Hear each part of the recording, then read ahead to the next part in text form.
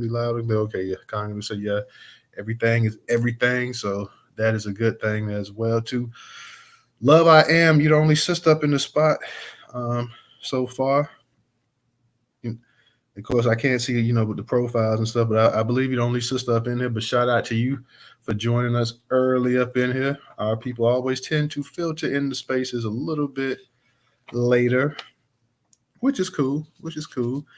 For my people that's gonna come in on YouTube, when you guys get in there, make sure you guys go ahead and like, share, comment, click the notification bell to um, stay up to date what's coming on with the actual broadcast video. So always click that notification bell. For my people up there in YouTube, click the notification bell. If you're listening to this broadcast tonight and you have not subscribed to the channel, make sure you go ahead and subscribe to the channel as well. Remember that Newstoter is the largest Black-owned Black American news media curation platform today in America. Visit Newstoter.com. Also, to stay up to date on breaking Black news in Black America. For all my people that come on YouTube, guys, visit Newstoter.com daily. It is a Black American, Black-owned curation platform dealing with news, lifestyle, entertainment, culture, education, business, the entire nine. So make sure you guys visit Newstoter.com daily. That should be like your encyclopedia. We are a news portal. We will get you directed in the right place. We will connect you with some of the top Black-owned media news sites in the country. So definitely, when you go to if you're looking for a site to find content from, Black-owned, Black American owned at that too, Newstoter.com is the site for you. It is the site for you. So, guys, let me go ahead real quick. Like I said, our people, they'll come up in here, but I'm going to go ahead and get this thing started.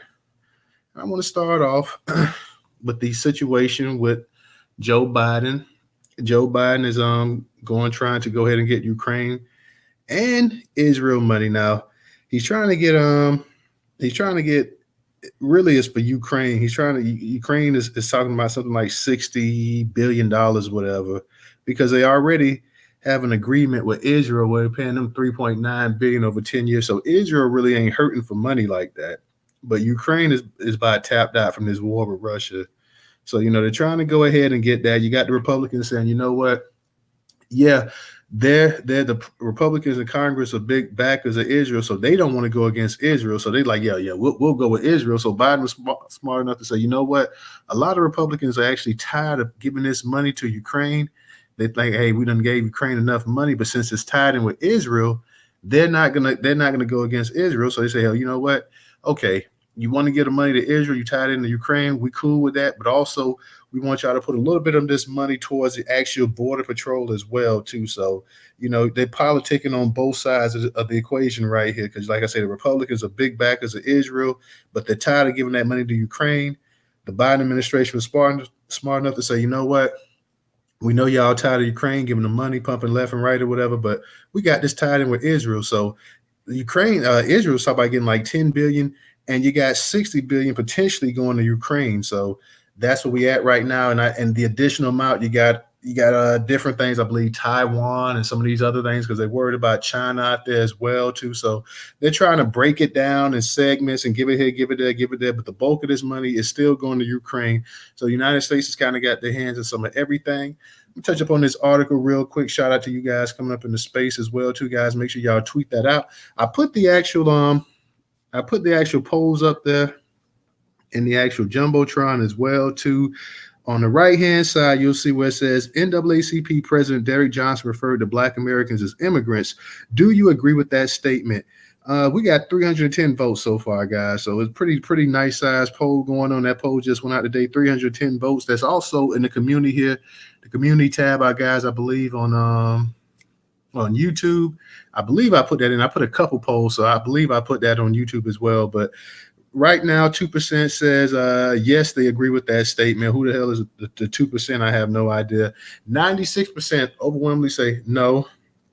1% says not sure. Another 1% says maybe. So that's one poll. If you guys have not got a chance to vote in that poll, go ahead and vote in that poll. I'm trying to see if I put the one with okay, we got the other poll. Did I put the other poll? If I didn't put the other poll up in there, Okay, I do have the other poll up there. It's a couple over to the left. It says this is about the other title tonight. It says, "Do you support the Biden administration's plan on giving Israel and Ukraine 100 billion in foreign aid?" We got 423 votes in this poll. Real 64% says yes, they support the administration giving money to Ukraine. 35% say no. 1% says not sure. So, and I'm getting hit with a bunch of bots and stuff like that. A bunch of people got Ukrainian flags and this and that, and a bunch of different bots from, I have no idea where they from, but a bunch of different bots are hitting up, like they jumping up in that poll and stuff like that too. So y'all be careful, man, because there's a bunch of different bots. Every time I look, I get a notification. It's from some crazy profile that I never seen before.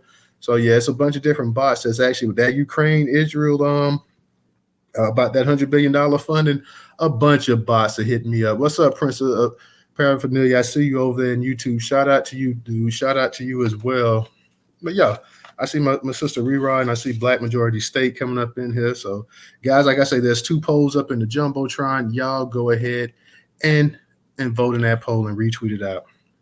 But this is from ABC News. It's up in the Jumbotron. It's also in the description over there on YouTube, guys.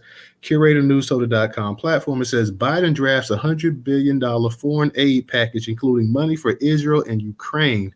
The Biden administration is drafting a $100 billion foreign aid package that includes assistance for Israel as well as other top security priorities, according to 2 people familiar with the details. Details on the spending request were still being finalized ahead of official requests sent by the White House to Congress this week. One person told ABC News that the bulk of this assistance will likely go towards Ukraine, while others said it has included $10 billion for Israel.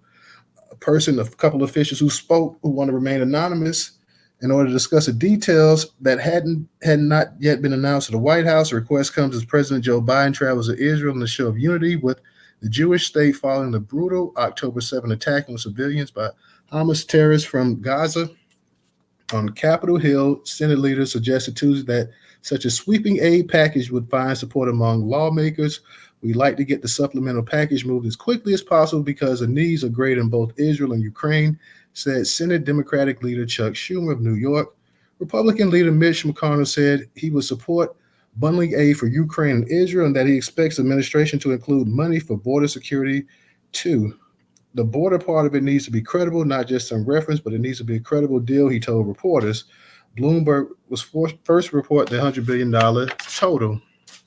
The aid for proposal for Israel follows extensive discussion between 2 countries, with Israel appearing to opt, at least for now, against a massive ground invasion of Gaza, even as international groups accuse Israel of worsening a humanitarian crisis by not allowing food or water into Gaza and cutting off electricity. Behind closed doors, Biden officials have grown deeply worried about hardliners within Israel pushing for a scorched earth military response that wouldn't do enough to prevent civilian casualties, according to a senior administration official who spoke on the condition of anonymity.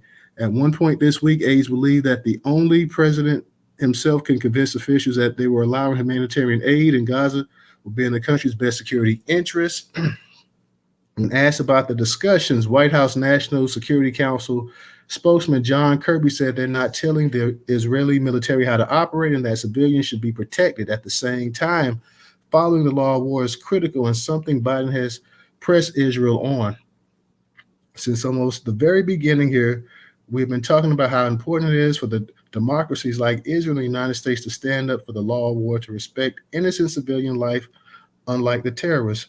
So this is a foundational element of discussions that we had with the Israelis for forever, and we'll continue to do that going forward, Kirby told ABC's Good Morning America. Following lengthy meetings earlier this week between the Secretary of State and Israeli counterpart, the 2 allies seem to have reached some kind of consensus. Details of the aid package are now circulating among U.S. officials as Biden is en route to the region. Budget experts say Israel's assistance needs aren't likely to be urgent due to a 2016 agreement that provides Israel with $3.8 billion a year over 10 years. More pressing, they say, is Ukraine, which has run out of long-term funding as it seeks to fend off Russia. Some House Republicans have questioned the need for more U.S. aid to Ukraine by tying Ukraine and Israeli aid in a single package. The White House would make it harder for GOP hardliners who are staunch allies of Israel to reject it. pro-Israeli groups have called on Biden. Now check this out. Now you're talking about already getting $10 billion. You're talking also about the $3.9 billion deal, $3.8 billion they have over 10 years. Now check out this last bit right here. I want to add this in here. Pro-Israeli groups have called on Biden to include at least $500 million in grant funding for Jewish communities in the U.S. to protect synagogues and other community sites due to threats. It was not immediately clear if that request was part of Biden's aid package as of Tuesday. So they're also looking for an additional $500 million right here in the United States as well to protect what they consider vulnerable Jewish communities and the synagogues and everything else as well too. So yeah, that's a lot of money. We're talking about 100 million, and we're also talking about 100 billion, excuse me. We're talking about 100 billion. We're talking about additional 10 billion for Israel. We're talking about an additional 60 billion for Ukraine, who's been getting money left and right from the U.S. for a while now with this war with Russia. We're talking about also Taiwan is also tied up in this as well. We're talking about the border security as well. So we're talking about a number of different things. The two major people getting the money would be Ukraine, number one, and Israel. About 70 billion from what it looks like would go to them. And you still got an additional $30 billion left as well, too. So all this stuff we hear about, we can't afford this and we can't afford that. We kind of know, like, yeah, that's not the case at all. You can afford it. It's just what you want to afford, but you definitely have the money to go ahead and do it. Shout out to all my people that's coming over there in the into the actual YouTube world as well, guys. Make sure you go ahead and like this broadcast tonight. Share it out as well. If you have not subscribed, make sure you go ahead and subscribe, comment. Definitely click that notification bell. I want to touch up on Robert F. Kennedy Jr. real quick, and we're going to talk about the actual president of NAACP, Derek Johnson, as well, to his left field comments that he came up with. And like I said, I put that poll out there, and you guys have been definitely responding to that poll pretty well as well. So thank you on that much. Let me go ahead and get to this right here. This is from one of my curation partners on the website, the Neo Jim Crow. Neo Jim Crow. Y'all check that website out, Neo Jim Crow. It says Robert F. Kennedy Jr. comes out in favor of reparations. Independent presidential candidate Robert F. Kennedy Jr. departed from his usual moderate stance by coming out in favor of reparations. Kennedy favoring reparations may be a political strategy to pull support from President Joe Biden, who's remained silent on the issue earlier this year. For instance, the White House refused to provide an answer on the subject, opting to leave it up to Congress. White House Press Secretary Karine Jean-Pierre told reporters, "We understand there's legislation on the Hill currently on the study of reparations, and we think Congress is the appropriate venue for considering such action, and so we're going to leave it to the Congress to decide to let them go through the process that they're taking at this moment." Kennedy says he supports using federal tax dollars to rebuild Black infrastructure like banks and businesses. He also supports direct payments or tax credits as opposed to blanket cash giveaways. Communities that were specifically targeted for destruction need to be specifically targeted for repair. Kennedy states on his campaign website, during Jim Crow, Black banks, businesses, hospitals, schools, and farms were targeted for destructions. Racists knew that without these, the Black community had no chance of building wealth. We must set federal dollars aside to rebuild infrastructure. These programs complement direct payments or tax credits to descendants of the victims of Jim Crow and other victims of persecution. The statement continues, RFK Jr. will find a way to offer all that are legal, fair, and win approval of the Americans of all races. In July, an interview with YouTuber Matt Hoffa, Kennedy said that those measures would be less likely to contribute to polarization between Blacks and white because it benefits everybody, even people who are Trumpers. Everybody wants business to work and to flourish. Now, I know that's something online. People in that poll, a lot of people are like, yo, that was actually that article. It's up in the Jumbotron as well, too. A lot of people wondering, like, and we saw that yesterday. A lot of y'all was in the space, and we briefly touched up on that. And you're like, yo, why has he had, like, the old game show, the little dating show, they had a change of heart all of a sudden? Why is he talking different now? Why is he so pro-reparation? What's got to him? What's made him change overnight, We know that he's running as an independent. He has a Kennedy name. He's not a Democrat. That's crazy. Last Kennedy that actually ran for president was his uncle, Ted Kennedy. And Ted Kennedy had the incident, with the woman and the car and everything else, and that kind of killed his presidency. He decided to run against a sitting president, Jimmy Carter, which kind of in a way split the party up some as well too. But Robert F. Kennedy Jr., I guess he's going to do his own thing. He's going independent. Okay, fine. So exactly how real is this that Robert Kennedy, he's saying that, he believes that it can work. He believes that it won't cause any issues between black and white because at the end of the day, it's big business still, and it's going to be good for business, which we all know. Black people, if they get the money, they're going to go ahead and they're going to spend the money. They're going to buy things. They're going to give a huge boost to the economy that the economy hasn't seen, and I don't know when. So I just want to get everybody's thoughts on that too about Robert F. Kennedy Jr. Do you guys feel like he's sincere? Or you just feel like this is just pretty much a political move? Because a lot of people have been leaving comments all day, and they think it's a bunch of horse hockey. They don't think that he's sincere. They don't think he's the least bit sincere about what he's saying. They think that he's just trying to go ahead and snatch some black votes up away from Joe Biden. I see my man Nightfall. He says he's trying to galvanize the black support. He knows the Dems have fumbled. Okay, I can agree with that, Black. We got Beaver Miz. I'm sorry if I messed up your name. And they say they don't have money for reparations for foundational black Americans. Seems to me they have more than enough. They printing up money left and right. They just printing up money. I mean, billions upon billions of dollars, like these come out of the woodwork out of nowhere. $100 billion, just that quick. Let's see how quick this $100 billion get, it gets passed and stuff like that. Just out of nowhere. Nowhere it comes. We got Loyola. She says the Democrats are beyond disrespectful at this point to black Americans. My Lord, you're not lying, sweetie. And that gets us to Mr. NAACP, the president, Derek Johnson. And we heard the audio. DJ, you up in the space? See if DJ up in here.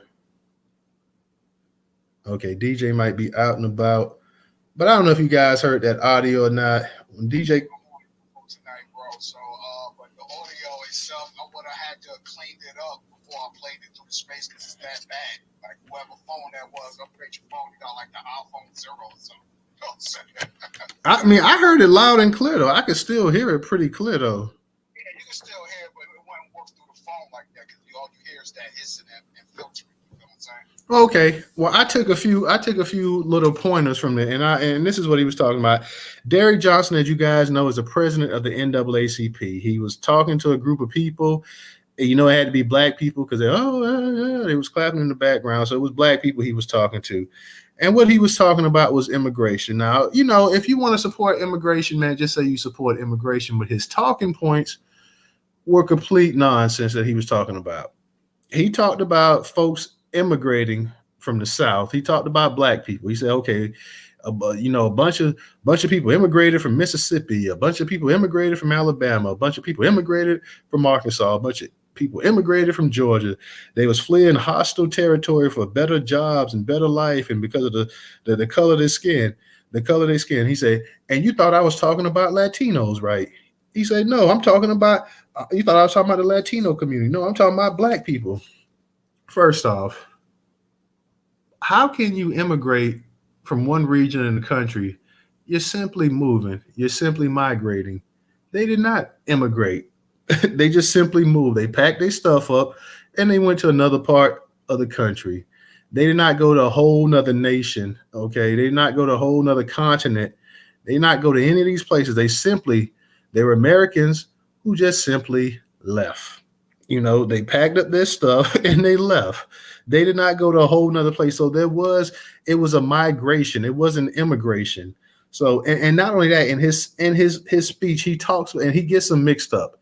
He talks about, in one instance, he talks about them basically immigrating, and then he mixes in migration to try to make his point as well too. Okay, like he said, you thought I was talking about Latino people? No, I'm talking about black folks. He said, yeah. He talked about all of us here are second, third, fourth, fifth generation immigrants. And I'm like, okay, Okay, if you say so, but okay, you talk about yeah, and that we're all second, third, fourth, fifth generation immigrants who migrated during the Great Migration One or the Great Migration Two.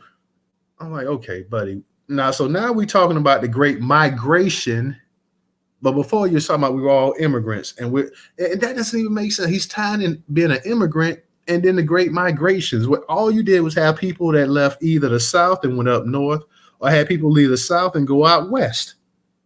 Okay, these people didn't go to Canada, they didn't go to Mexico, they didn't go to the Caribbean, they didn't go to Europe, they didn't go to Africa, they didn't go to Australia, they didn't go to any place other than the place that their ancestors built up, which was America, and they simply moved. They simply went another direction. They stayed in the same country. So that is not immigration, dude. I don't know what you talk about. He also went on to say immigrants. We have a bunch of other immigrants. We have immigrants from European nations who were persecuted. We have immigrants from other nations that was failed nations and stuff like that came for a better life. All of us are immigrants. We're all immigrants. Like, what are you talking about? What are you talking about, man? Like, what are you sitting up here talking about? Like, how could somebody that came and left another nation, comes from a foreign nation, how is that the same as somebody who was 4 or 5 generations, 6, 7 generations born in this country? I mean, a descendant of people in this country. How is that the same? How? And this is what, and I was getting into it. One dude was trying to tell me that, this dude was trying to tell me, and this is one of these, this is a Latino, when I had the poll up about should Fat Joe actually be doing the BET Awards, and he was sitting up here talking, y'all are just fake mad. You know how it is on the street and this and that. And now y'all want to get upset. You want to get all righteous and stuff like that. Like, who in the hell told Fat Joe to go around calling black people niggas? Who gave him that? Who told him that was okay? You may have had a set group of black people that told him that, but fine. But anyways, this dude was trying to tell me that, we were here, we was here before anybody and this and that. And like, dude, you're Hispanic. You were not here before any and everybody else. You're a mixed race person. Like, what are you talking about?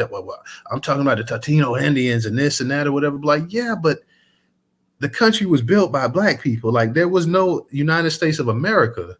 The country officially became United States of America in 1776 or whenever it was. 1700s or whatever, when they had the Industrial Revolutionary War. Like, what are you talking about? There was no actual country. Even the continental United States of America was built by black people. So what are you talking about? If you're talking about an actual landmass that you were here, okay, fine. You were here before you're here on the actual landmass, but there are also black people here on this landmass as well too. So, and when it actually became officially a country, black people built it. So the country, there was no country until black people actually built the damn country up. So they can't be immigrants. There was nothing before. And if you build something up and you're the first people there, or you're amongst the first people there, you're not a damn immigrant. What are we talking about here? Like, why are people trying so hard to make black Americans into immigrants? I get that most of the country has an immigrant background, which is fine. But why? But you can't sit here and say that the entire nation is immigrants, because the entire nation is not immigrants. Some people were here beforehand. And this dude was sitting up here trying to tell me that Mexicans and the Indians built, and it had I don't know if this was an African lady today or whatever, but we kind of had a little understanding here. She was trying to tell me about everybody built the country up and it just wasn't black people and this and that or whatever. She couldn't name anything that all these other groups built up, but nonetheless, this was a black woman sitting up here that was saying that she actually participated in the poll. She said, yeah, we're all immigrants. She's like, yeah, if you came over in from the 1600s on and you were African, you were African doing the slave trade, and yeah, you're an immigrant. So I said, okay. But I said, you do understand the country was not built up. When the country became an actual country, the people that was here could not be immigrants. They would be the first, whether they got actual citizenship from the United States of America or not, they could not be classified as immigrants because they're not immigrants. DJ, go ahead. You got it.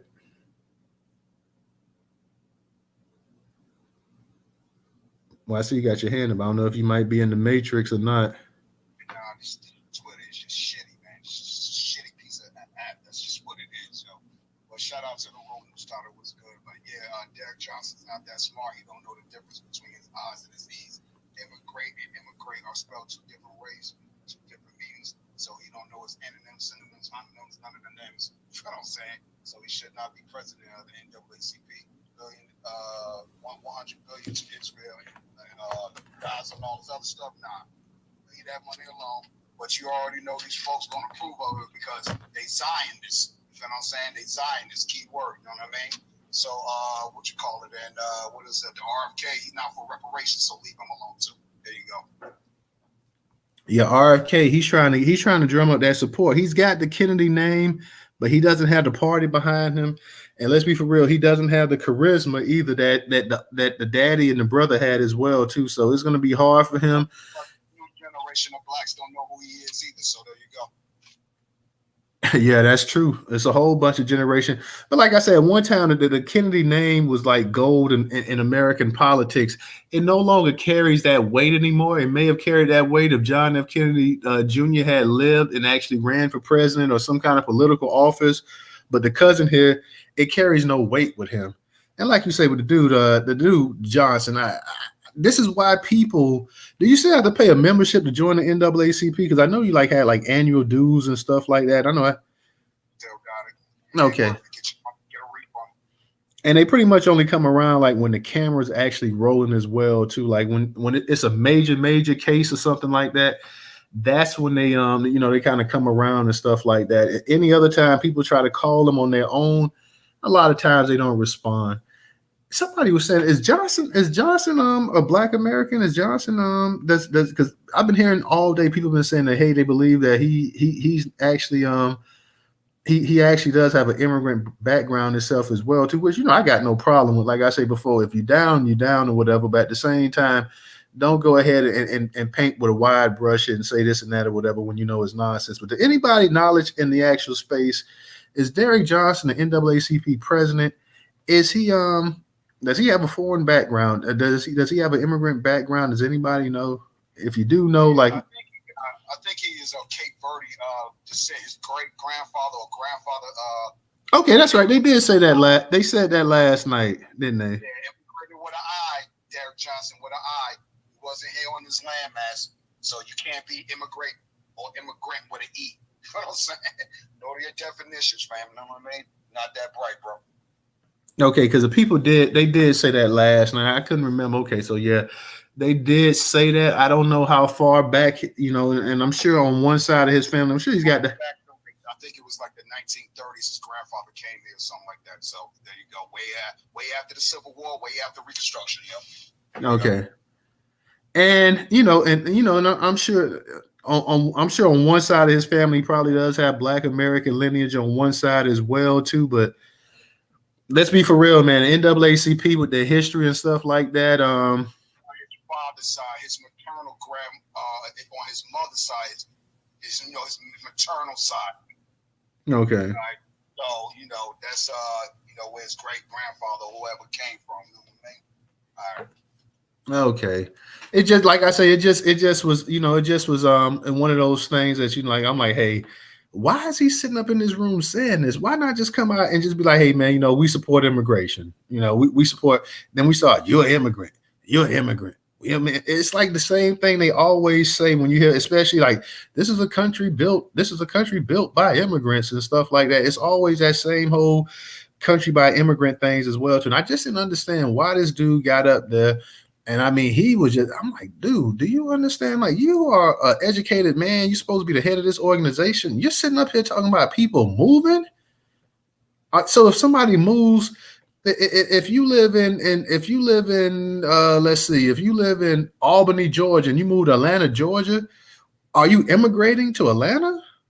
Or are you just simply moving? I mean, help me out with that. What you said made no sense. If you leave Georgia and you move to Tennessee, you immigrated from Georgia to Tennessee. Like, dude, what are you talking about here? Like, who is paying these dudes? That's why I don't even watch the NAACP Image Awards either, man. I saw the Image Award last year for a few minutes, because some family wanted to see it. I mean, it was utterly ridiculous. It was utterly ridiculous. I was like, come on, man. And this is why nobody takes the NAACP serious, the Urban League, them serious. None of them serious, because what they're saying just makes absolutely no sense. It's all to play this buddy game here, man. Come on, man. I can't believe you sat up here and actually said that. We would have respected if you just said, hey, you know what? I think there's many immigrants that want to come to this country should come.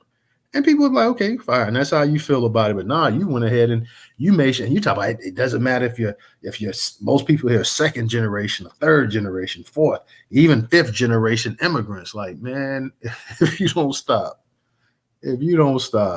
like I don't know.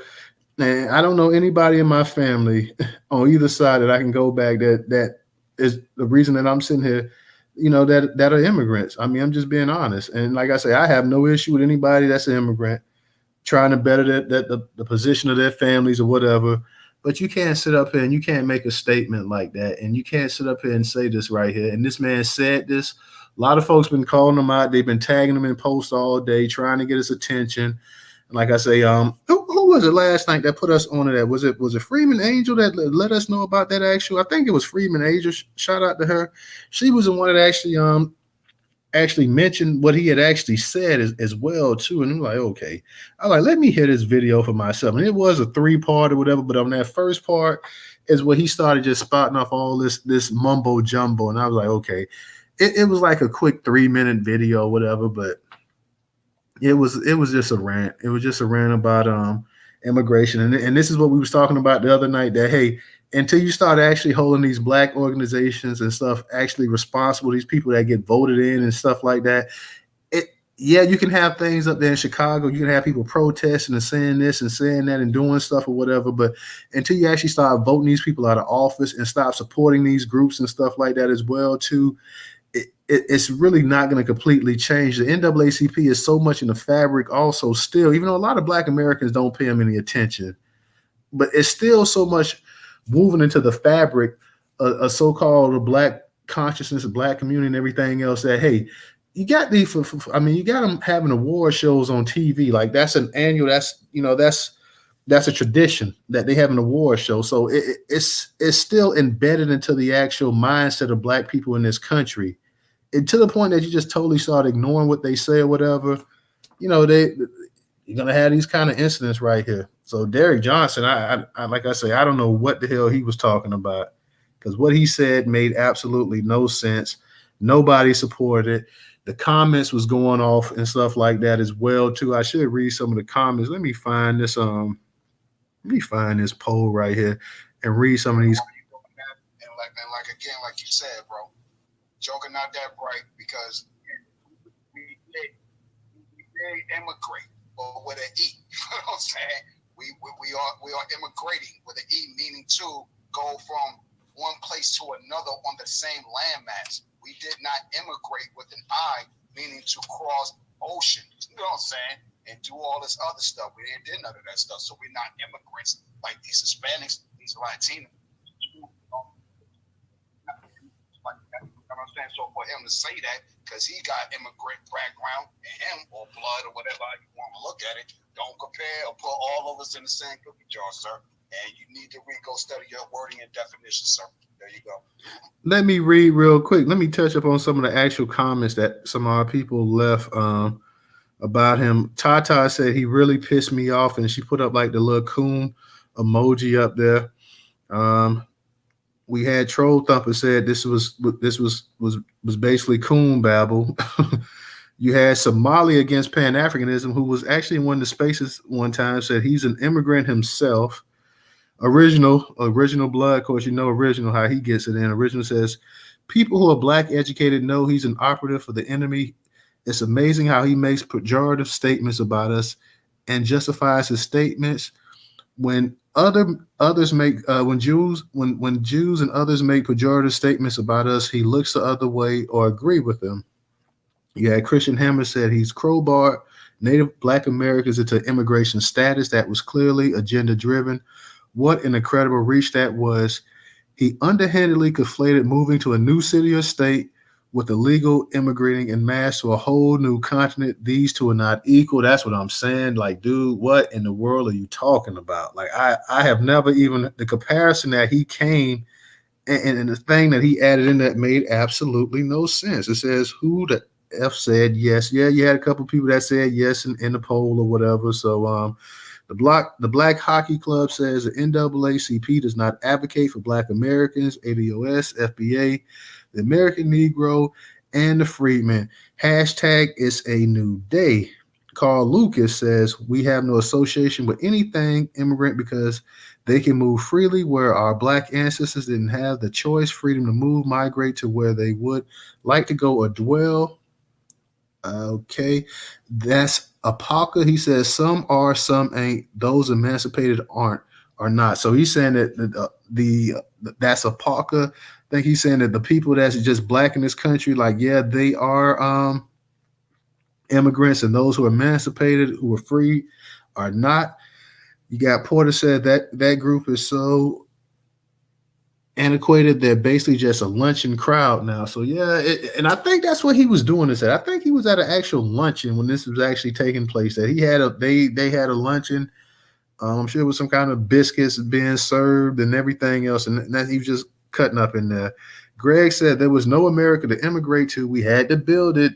Ding, ding, ding, ding, ding. We got us a winner here. And that's what I was trying to tell this one lady. I'm like, look, you can't immigrate to something that's not built. I mean, and then she's like, well, everybody built it. So then I guess everybody's not an immigrant.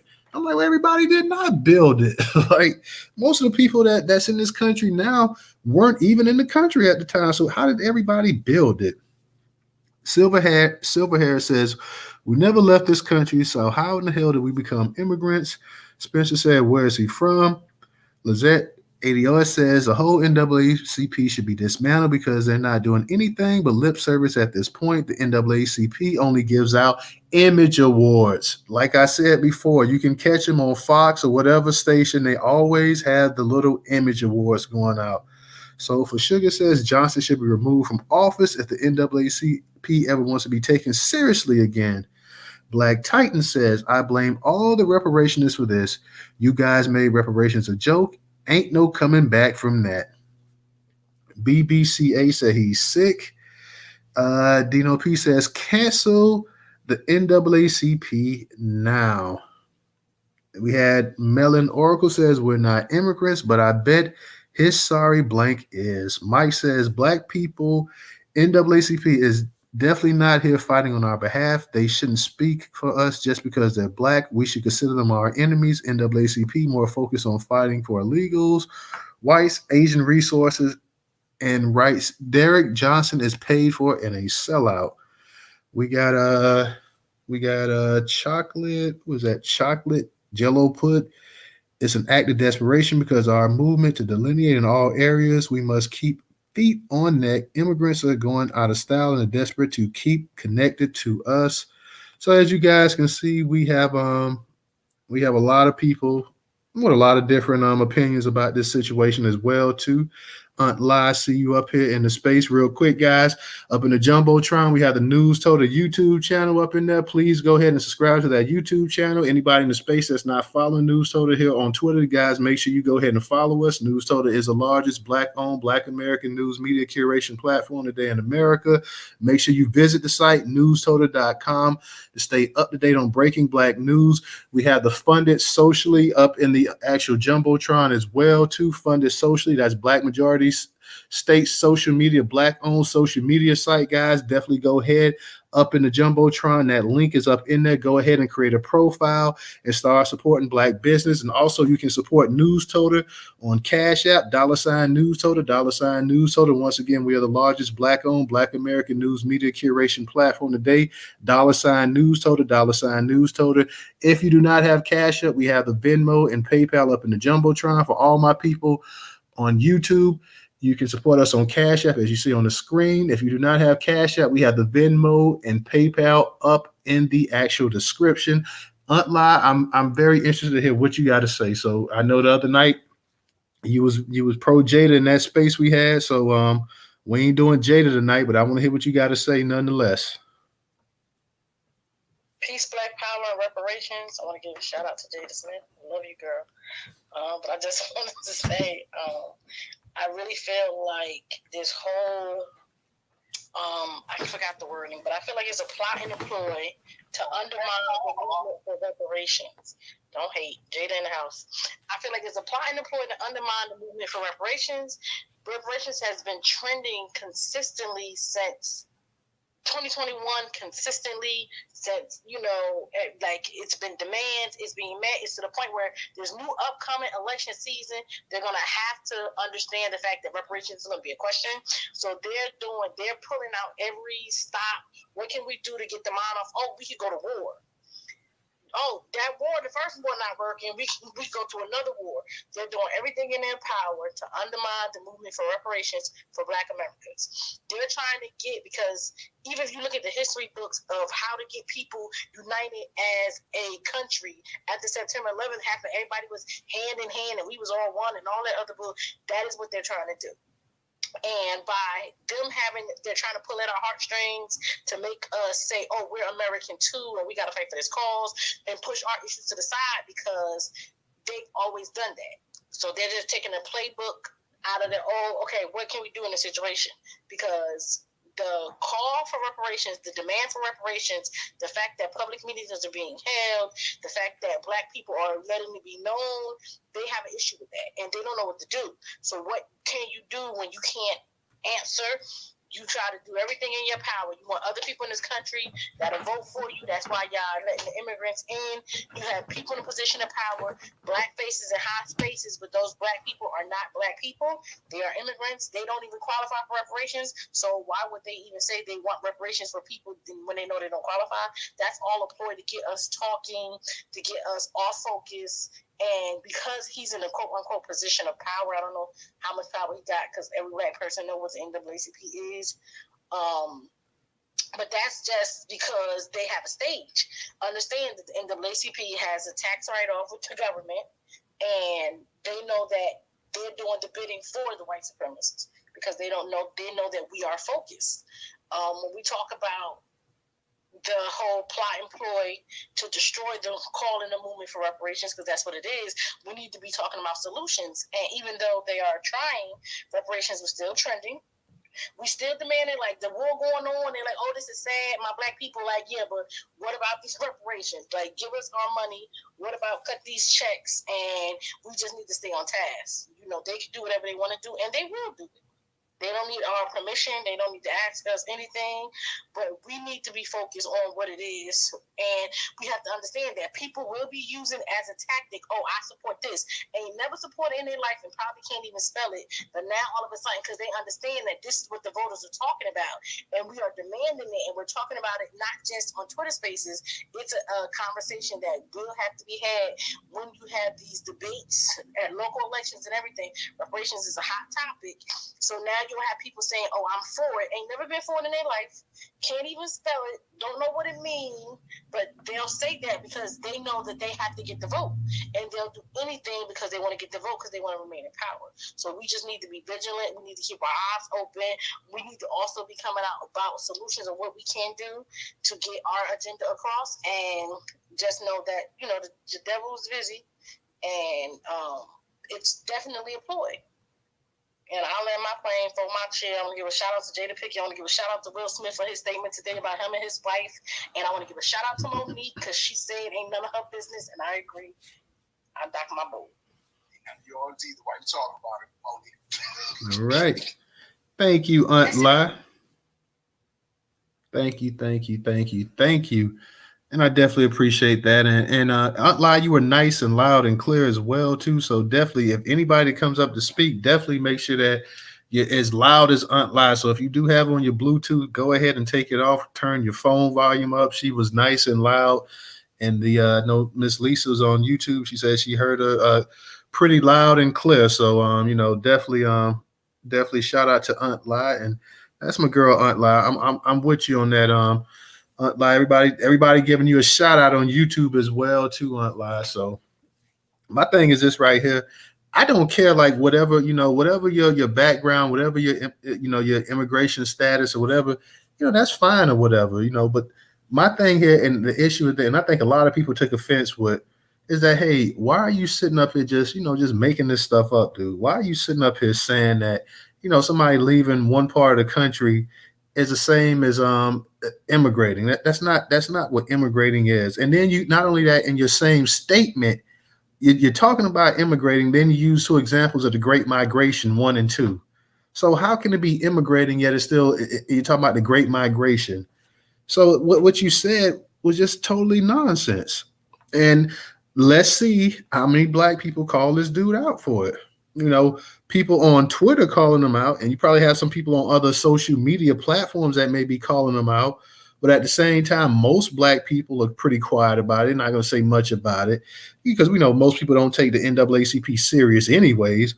But the fact of the matter is that people should come out and say, hey, man, no, like what you're saying is historically wrong. Black people were not immigrating, going from north to south to the west. They just simply moved. They packed up and they moved. They do what people do every day in this country: pack up their belongings and move to another location.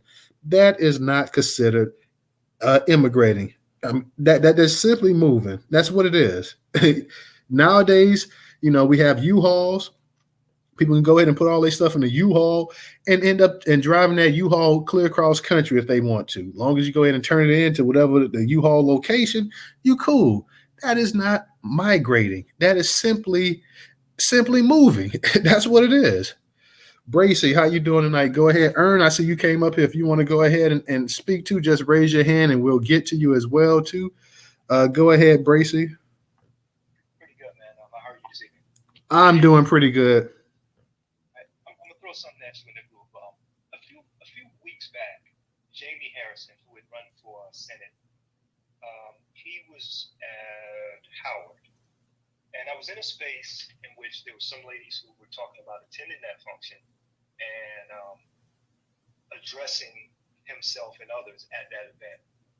And there was a clip that went around in which he was responding to her, and then they ended up leaving the stage, what you would consider as abruptly, if you will. At that time, he made a statement, and this speaks to the guy the Johnson guy, his frame of mind, and the type of statements that a Tim Scott would make in regards to is America racist, that sort of thing, is where I'm going with this. Jamie Harrison made the point of saying when he got the call about Piggy, Reverend, who was a politician as well, being shot in the church in Charleston, later that night, he cried like a baby. These were remarks that were not scripted, they were off cuff. He was speaking genuinely.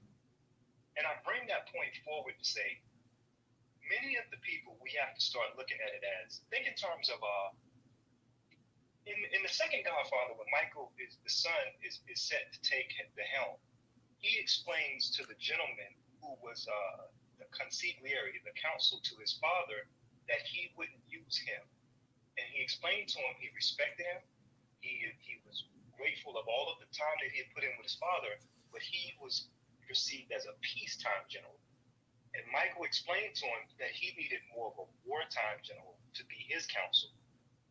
So in this era, we have to start looking at people who you're electing as politicians and holding various offices.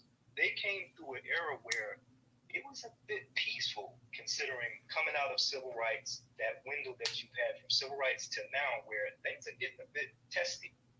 And we have to start asking ourselves, when you're thinking of someone to hold these public offices and represent you, how much of, for lack of a better term, are they expendable? Or how much does their family come into play? How much are they willing to put on the line? Because if the answer is not much and they are going to quickly fold, although they may be best suited on paper in this era of what you need and the push that you need forward, they may not be best suited to hold many of these positions. And I think many of these guys are jumping out saying what they're saying as a way of telling those who might send them a video to remind them, hey, you remember you took the money. You remember we gave you and the organization the money. Don't get off script. I think these things have to be taken into consideration when we're looking at these guys. And I'm not saying that as an excuse for them. I'm just saying it as as you determine who you're going to select and who's representing you moving forward. And if you're considering being in one of these positions moving forward, these are things you need to take into consideration. All right, thank you. I appreciate that, Bracy, as always. Let me go ahead and get to Earn. Earn, go ahead and unmute your mic. Peace, peace. What's going on with y'all, man? Hey, what's going on with you? Not much, man. I'm glad y'all doing a space covering that little audio clip from Derek Johnson. As you all know, he came out to Michigan. I did say it was 2 days ago, so Monday, but really he came out on Sunday for an NAACP dinner. And when he came out here, those are the words that was delivered to, I would say, a predominantly black crowd. And, out of what I chopped up, which is probably like 11 minutes of the 20-minute clip that someone who attended sent to me, I enlarged those who were in attendance, outraged, being classified, their story being retold to fit this nation of immigrants narrative that we all know and hear of, that is not exactly 100% true, or I'll say that is not true at all when it comes to our people specifically who are enslaved. We know that being enslaved should never be categorized as immigrants because it's in that narrative that you're categorizing them as people who came to this nation willingly from a foreign country to become citizens, to gain benefits and opportunity, which when we look at our story, that never was the case. And after fighting to get those rights that were easily afforded to immigrant groups, by key name from the Polish, the Irish, the Scottish, and even some of the later arriving minority groups, we still haven't reached that point where we have successfully attained the American dream. And so I felt like, Derek Johnson, him just, speaking the way he did was kind of telling for us, that's in the reparations space, telling for us that's kind of, I'll say not pro-immigration, you know what I'm saying? And I think what he really showed us was that, yes, the NAACP and other legacy organizations are compromised, but not only that, those who support them blindly follow those organizations as well as the Democratic Party at large. And so while the NAACP, like you guys have mentioned, is not supposed to be a partisan organization, by and large, they are unequivocally aligned with the left. And they will follow whatever marching orders comes from top Democrats in any states. And we see that with this messaging, which was I think it was kind of like a jab at the black communities in Chicago, Detroit, and other areas like Houston, who have been kind of speaking up against immigration lately when we look at what's going on at the ground. And in his speech, he talked about this notion of otherizing. And I felt that was while his speech was 100% BS for the most part, he had some things about the racial social construct that kind of made sense. But when we're talking about otherizing, it was only our community that was otherized by all immigrant groups that have come to this country and been placed intentionally at the bottom. And so while he talks about how Polish people, Irish people were not considered white in 1909 when NAACP was founded, what we know is those groups folded into whiteness.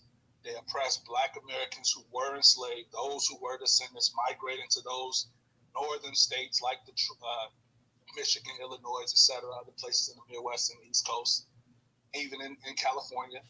And this notion that we're all just the same body of people, we're all Americans who just want to achieve prosperity, while it may be true to some extent, those people aren't moving in that vein. And politically speaking, they have pushed us into a position where we now cannot go forward without achieving reparations. And so, I'm glad the family, across the spectrum, whether it's FBA, ADOS, Freedmen, etc., took what he was saying and really honed in on that to attack these legacy organizations, these people who don't want to push the correct message. Because I don't know at this point if they're afraid of us getting our just due, or if they don't want us to get the just due because they would become obsolete. But at this point, it's pretty clear that they're being nefarious, where Derek Johnson, I'm probably sure, is more focused on issues in Palestine, issues at the southern border with Venezuelans, and them getting proper housing, X, Y, and Z in Chicago and Detroit, rather than focusing on Chicago and Detroiters who are descendants of those enslaved, who are living homeless, who make up those racial disparities that we talk about every single day on this app and even in real life. And, I think, at this point they showed their hand. And going into the election next year, that body of people that he was talking to, which was predominantly members of the D9, members of the church, those people will still stand with him because, I don't know, it's like some type of social allegiance that they've gained since the civil rights movement, where they don't think that those of that cloth can do anything wrong. And I think, us as reparationists, us as modern Black Americans, we are calling that stuff out, and rightfully so. But I'm gonna go on mute with that though. All right, I definitely appreciate you coming up in here and definitely tweeting that video out as well too. And you're right, he mixed in, he mixed in the social construct. He mixed in with anything. He mixed in some facts with what he was saying as well too. But at the same time, like you said, it was just so much other stuff. And you're right. I believe they brought him up there because they see what's going on in Chicago and some of these areas in the Midwest where you're starting to have Black people say, you know what, enough is enough with all of this stuff here in terms of just bringing people in. Now, you can have politicians, because even some of the most liberal mayors and stuff in some of these areas, now you got Eric Adams saying, yeah, well, our resources are being drained and we need this and we need that or whatever. And you're speaking about it from a politician's point of view. What about the actual people that's living out there in it as well, too, the regular citizens? If the resources are being drained, that you yourself that's in charge of the city can't really do anything without any kind of federal assistance, well, how are the regular citizens making it out in these cities? If everything is being drained and stuff like that, who do you think feels it first and foremost? The people that's already on the bottom are going to feel it the most. So now even some of the most liberal mayors, and they want to blame the Republican governors for bringing them up here. Oh, well, you just flooded our city with all these people. But hey, man, you've been voting for this. You've been saying that, hey, this is what we want. We want this to come in the country and stuff like that. All they did was simply just bring it to you. You're saying that, hey, we should allow this. What Chuck Schumer was saying, how many migrants and stuff that we should go ahead and bring it to the United States or whatever. So you're asking for this in one hand, and then when you get it, then you want to sit up here and gripe and complain and say, well, you know what? Yeah, we wanted this, but this is too much for us to handle. So in areas where resources are already limited, where the funding is already subpar as is, then how are these people here supposed to make it? And nobody cares about that. But now, like I say, when it starts affecting your city, when it starts affecting your chances for re-election, now you got something to gripe and complain about. So thank you for definitely coming up here, Ern, and sharing that. And like you said, he mixed in some truth. He talked about the racial construct. He talked about other groups and stuff like that, which we know how the Italians and then all of them were considered, non-whites and how they got mixed in or whatever. But, at the same time, they did get mixed in, and they did enjoy the benefits of being white in America, and they still enjoy it to this day. So it's different. And you can't sit up here and say, well, we're all them. Like, are you sitting up here saying that we were all the same? Because no matter whether they were considered white or not, they still was never on the totem pole like Black people. Ever in the history of this country. The Italians were never treated as bad as Black people, and neither were the Irish. No matter how bad they talking about, well, you couldn't go in there because it said no, don't hire Irish and this and that or whatever, all this other stuff. Because any of these signs that said about don't hire the Irish, this and that or whatever, as a Black person, you knew not to even go up in that store. You knew not to even apply. Because you knew if the Irish had no chance of getting it, you had no chance in hell of even showing up in there. And if you showed your Black face up in these places, you knew exactly what was going to happen to you. So that's where the similarities and all the other stuff ends at right then and there. Let me go ahead and get to Trouble. Trouble, what's going on with you tonight? How you doing? Hey, Newstoter. Shout out to the family. Hope everybody is doing well. I'm in traffic, so I hope you can hear me. Yeah, you coming through nice and loud. Everybody's coming through nice and loud tonight, so I'm definitely glad to hear that. So definitely everybody, like Aunt Lai started off, earn trouble. Definitely, like I say, make sure the Bluetooth's out and come in nice and loud and clear like that. And also support on Cash App, guys. We need the help. Anybody that has $1 that they want to donate to the actual platform. I'm not going to say the Twitter space. I'm not going to say YouTube. I'm going to say the actual platform. $sign Newstoter, $Newstoter, Venmo, PayPal. If you don't have that, sorry, Trouble. I didn't mean to cut you off, but go ahead. No, that's okay.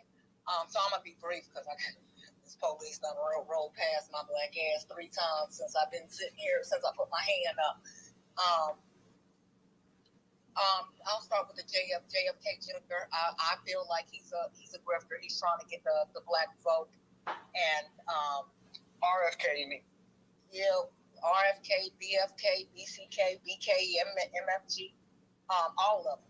And so his family even put out a statement against him as far as him running against the president or whatnot, and they didn't feel like it was the right thing. And now he's pivoting but even at one point in time, he was saying that, he wasn't with the reparations thing. So he wants to take the votes from the Democrat, as was already stated. I feel like, I kind of co-sign that as well. I'm going to bypass Israel and the $100 billion because America always is going to support them because I feel like they're colluding together and always have colluded together since they first came to this nation. And, they got a lock deal against Negroes, and that's just what that is. The NAACP irritates me the most because they're doing it under the guise of really our representation. And I remember a while back, I think, not even so much a year ago, Don had woke up the fact that their bylaws had changed to where they were no longer just a representative of Black America, but they were expanding it to basically a minority, people of color type deal. So when you don't know what their bylaws is and who they're representing, when that changed and shifted, if you noticed, a lot of other organizations like the United Negro College Fund, those people also shifted in who they were representing and who they were advocating for. To me, the NAACP was formed a long time ago, and it was said then that it was formed from Jewish dollars with the Jews in mind.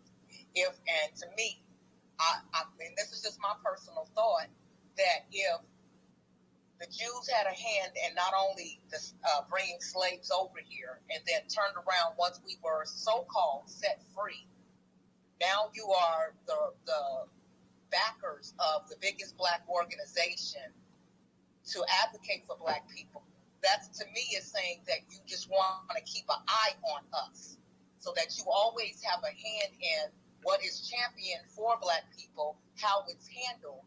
And so for a long time, it looked good as far as the NAACP going out there, being the ones on the front lines, throwing the lawsuits up for Black people and our rights and everything, but that's all part of the plan. It's all part of the design to look like this is what you're here to do, because that's what they were doing.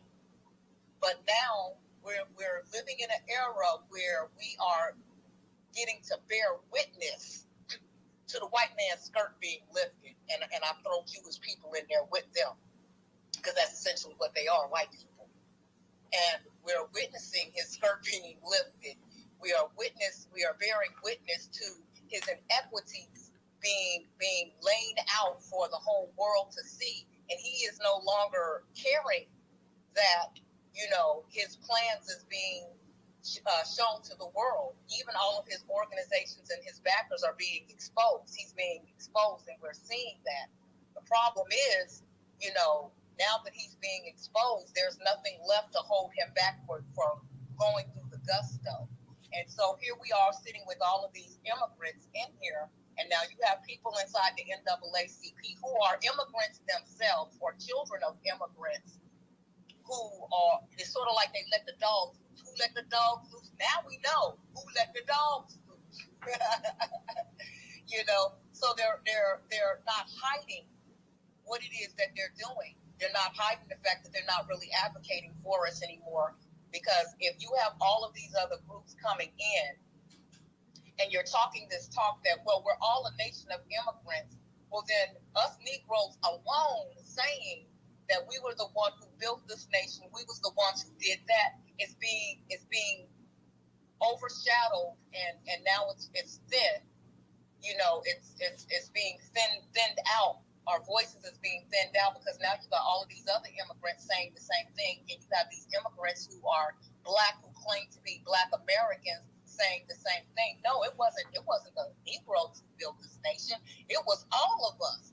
All of us are immigrants. We all did this. And if they can make it look like the whole nation is nothing but immigrants and we all did this thing together, then the Negroes can't claim ownership of anything. Not our music, not our inventions, not a goddamn thing. Because hey, those were immigrants that did that. You immigrated from another nation. You immigrated from another city. You immigrated from another state. And so, God damn it, why the fuck is he coming back a goddamn Don't forget to like. I'm sorry. I'm rolling around. I'm gonna drop down and I'm gonna come back because, you know. Yeah, watch out for the man out there, Trouble. Watch out. Let me go handle this business because he keep rolling around me. I'm gonna drop down Newstoter, but I'm gonna come back. Just watch out for Mr. Charlie out there. Shout out Reps. I see you you're saying that you love the spaces, and we're glad to have you over there in the YouTube land as well too. So like I say, for all my YouTube people, make sure y'all go ahead and share this space out tonight, share this podcast out, this broadcast. For all my people over there in YouTube, definitely go ahead, click the notification bell, and definitely like the actual video tonight as well too, guys. So definitely go ahead and do that. We appreciate it as much as possible. I see we got Andre up here as well too. So Andre, did you want to say something? Hey, Trouble, don't be giving chase now. I know you want to, sister, but don't do it. Yeah, man. I mean, I definitely agree with what the last speaker was touching on about. Hey, we can get you a little bit louder, Andre. Yeah, I got my headphones in. Can you hear me? Yeah, take your headphones off. That'll probably get you louder. All right, one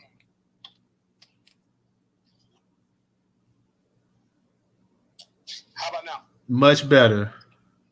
Okay. Yeah, no, I was saying I agree with the last speaker, which he was touching on about how white supremacy is being exposed. It's on Front Street. People are all over the world saying, "Wait a minute, you guys only care about atrocities happening to white people and people that align with the West and the news and all of this other stuff." So it's great, right? I get misunderstood a lot when I say, you know, you shouldn't be dogmatic about the notion that race determines everything that's going on in the world.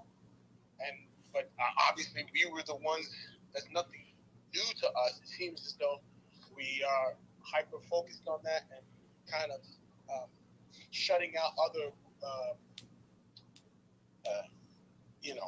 other theories, other ways to look at it. But that's my critique, right? And it's okay to criticize and have discussion about what's the right way to go. But at the same time, you know, I never fronted that white supremacy isn't a real thing, and that it doesn't play a big role in the division and in the way that the power dynamic is going on. So, you know, this whole thing with Palestine and Israel is exposing it for what it really is. And like she said, white supremacy's got his pants down. They can see, they're exposed. They can see that the West is on some bullshit. This whole assumption that it necessarily has to be the U.S. dollar, and that the people are waking up and saying, you know what, let's explore these other options quick, fast. And so, likewise, we have to figure out what's next, right? We understand that the West, right, and that includes Japan and shit, like, the countries who have been running the shit, the U.S. dollar. Hey, Andre, everybody try not to curse, okay? Go ahead, Andre. Okay, yeah, that's what's going on right now. In the UN, the U.S. was alone in vetoing the proposal to, have a ceasefire and have them, we call it like a pause or some shit, where, and they were agreed to condemn the actions of Hamas, which their narrative that they're talking about is that they instigated, which whatever. But the point is, they were like, look, we'll condemn Hamas, but let's deal with this humanitarian, controversial, disaster, horrible look for the UN and the US and the West and the status quo. We are in the hot seat. And so that is the MO right now. We understand that the way that it has been has to go. Even conservatives, Republicans, even they're tight. They're like, yo, Biden, fuck Trump. Andre, I just said stop cursing, okay, bro? You dropping F-bombs, you dropping the S. I keep saying do not curse. Do not curse, bro. My bad. I didn't realize this. Go ahead. So it's just a matter of it's just a matter of perspective, right? I know that in our history as a community, that we have been able to approach the power structure, the economy, right? The way that the country is organized, the way the world, fuck it, right? By the time the United States really got... Are you understanding what I'm saying, Andre? Because you just dropped, it's not even been 2 minutes and you came back and just dropped another F-bomb. Do you understand what I'm saying? Do not curse. Especially do not drop F-bombs in here. So come on, I'm going to give you another chance.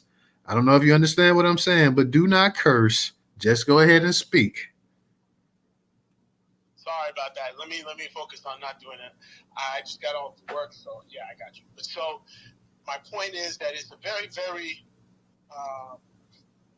important time right now, and we see that China. If we choose to look at the economy and understand, and this is our history as Black people. From day one, we were hollering at the international community, saying, "Hey, this is slavery. They got us working for free." Shout out to Belinda Sutton, right? In my position paper that I did for international law in grad school, I dedicated it to reparations and showing all of the ways that that it influenced the international, the legal paradigm.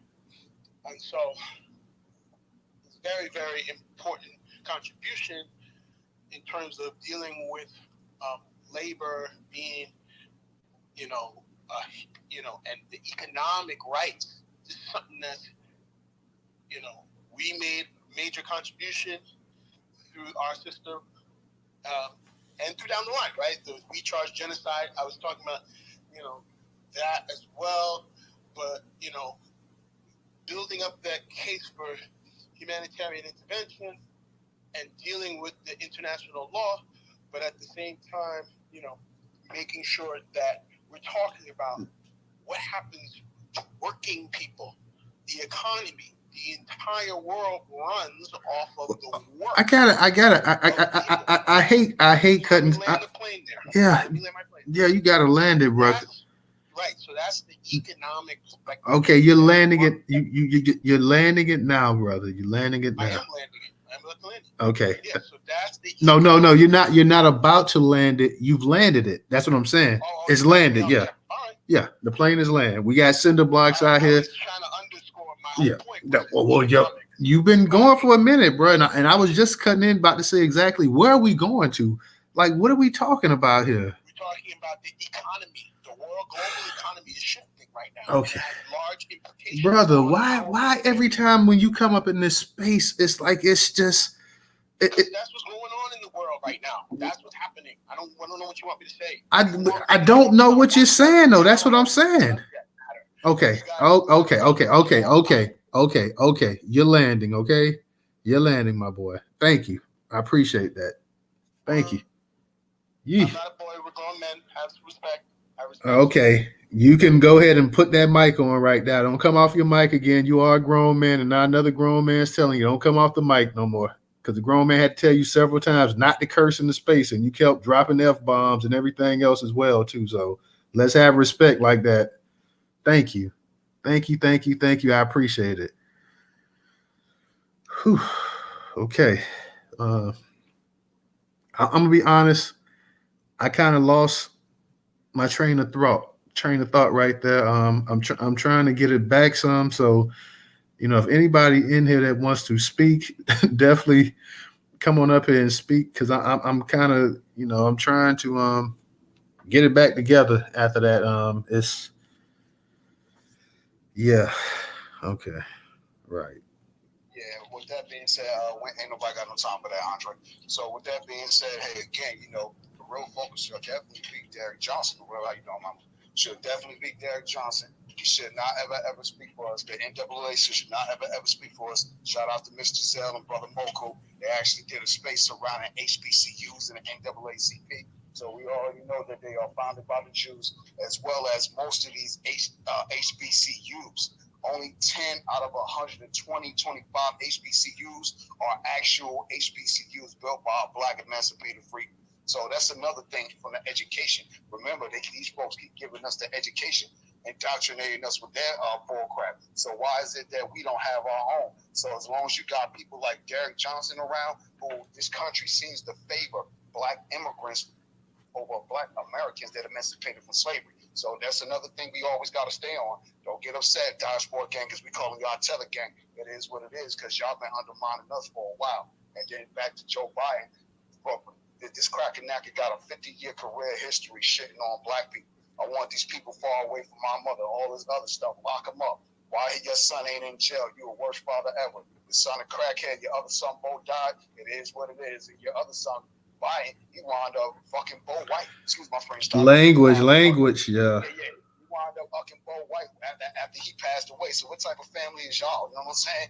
Y'all not a good family at all. And as far as the Republicans go, they talking about impeaching Biden. Yeah, we need to go and join that gravy train. You know what I'm saying? Impeach this cracking knacker. You know what I mean? And get him up out of here, because the longer he stay there and the more these Democrats start to be in office, no matter where they are in the country, we clearly see now as those up here that they are undermining us and pretty much systematically killing us, man. So at that point, you got to ask yourself, what are you planning on doing moving forward? So RFK Jr., he could come up in the spaces, he could go on Math Hopper show all he wants. Math Hopper can't speak for us either, you know what I mean? Because you're not in this space, Hopper. You're only doing your stuff for likes and views. We're doing this stuff for real, you know what I mean? So at the end of the day, it is what it is. Don't support Israel. Don't support none of these people overseas, because when they come over here, they are anti-Black. 100% anti-Black. They do not care about us.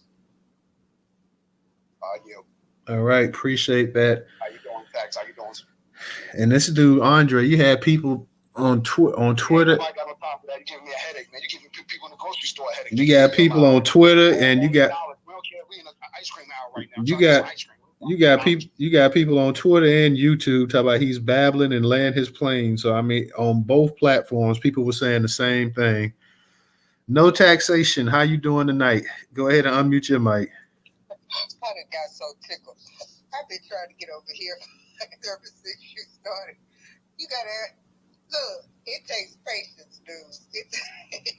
To do what you do takes patience. I can't do it, but he sure took us down the road. See, I don't go down roads, cause for that very reason, you're not getting ready to fill my head up with a bunch of stuff and think it's gonna be okay.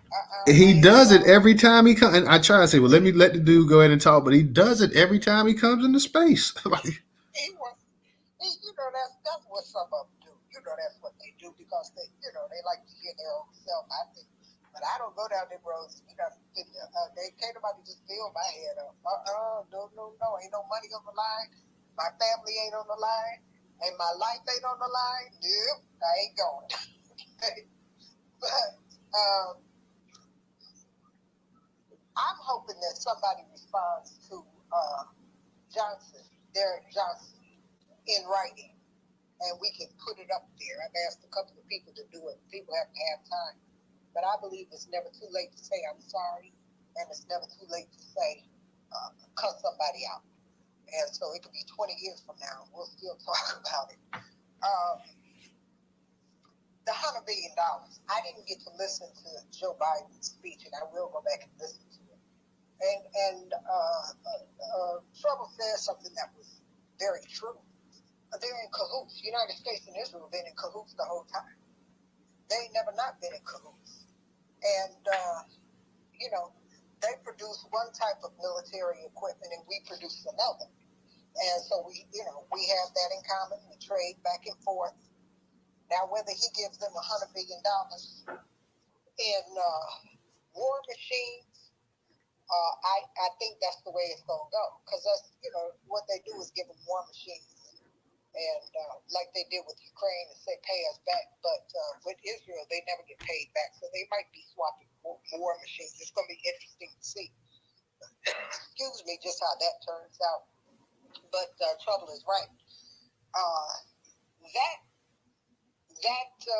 relationship between the United States and Israel is sealed in concrete. That's the reason Trump went over there and made Jerusalem, the capital and all that kind of stuff. So that was the end of it then, because that was the final step. RFK Jr. I think he's running, Plato. I think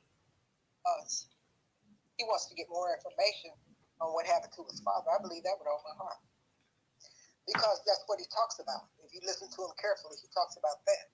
And I think he wants to have some get back. In his old age, he done sat around and got angrier and angrier over the years. And I think he's trying to get some get back, and this is what he's doing. I say, and I'm telling everybody this, since he's hollering reparations and he's using it as political fodder, then we need to do the same. We got to turn the tables on these people. Yeah, you're talking about reparations, but you're missing a key component. Let us tell you what you're missing, RFK Jr. And we'll let you know whether we're behind you or not. You can say reparations all you want to. But if it's not lineage-based reparations along with a monetary sum, we're not interested in voting for you.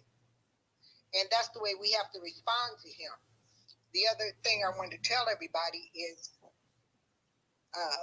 this movement on social media is being heard all the way at the top. I don't know if you all read Marcel Dixon's tweet that he put out not too long ago, but I would advise everybody to go over there and see what he said and support it. See, certain people are moving things around and shifting it at the top. People from the masses. And those are the people like Marcel that we need to have speaking for us. Everybody don't need to speak for us, see. But the ones that are speaking for us, they're giving the message that we need to have. Marcel is one of them. So we need to support whatever it is he's saying because he believes in lineage-based reparations. And people need to start following. If you don't follow RFK Jr., go follow him. You need to follow him. You need to follow Joe Biden. You need to follow Kamala Harris. You need to follow the White House. You need to follow some of these judicial places of the Supreme Court. Follow those people and see what they're doing. It's not enough for us to catch a tweet and respond to that. We need to keep our eyes on those people. And that's what social media is for. Because the internet is making it easy for us. And we're at a critical time, and I keep saying this, we're at a critical time, which means that we have a small window of time to get it done. And I've been telling y'all this for a long period of time, and I'm going to say it again. We are at the precipice. And so the job for the masses is to push them over. And whoever is against us, call it out. Who's ever with us, call it out. And that's the way we have to move and do a full court press on them. Until such time that the holidays come, everybody have happy holidays, and they'll come back and get to work again. And that's the way It needs to go. That's the way it has been going. Jamie Harrison is another one you need to follow. And every time they say something crazy, call them out. Because once you put it in the village streets, we'll see it. Because we all follow each other. And we're all going in the same direction. You know, everybody might be on a different road, but the goal is still the same. And we don't have time for a bunch of BS right now. You know, we got to push it on over, and we have to let the folks on the Hill know that we are very serious about this. And I gave you the percentage points yesterday. White folks, 31% of white people believe that we should have reparations. We need 4 more percentage points to make it 35, and then they can't deny us. And of course, you know, I don't listen. If Johnson don't want reparations to happen, then what's the name down in Texas? Brooke. She has an opt-out form. We need to bring that form out and just tell them fill this out and leave it alone. And you know, because I'm finding out that people that have been following me for years and been in the village for years are mad because I'm talking about reparations. And but y'all know I don't do all that fussing and fighting and arguing with social media because I just don't have time. But y'all are doing a wonderful job. Keep it up, keep it up, keep it up. And I'm going to leave it at that. All right. Thank you, sis. I'm going to read a couple comments too off of YouTube because we got some of our YouTube people leaving some comments over there. Once again, guys, like I said, and let me give a shout out to my man. Just as I was going to say something, Trenton makes always show support and love. So Trenton, thank you for your donation on Cash App.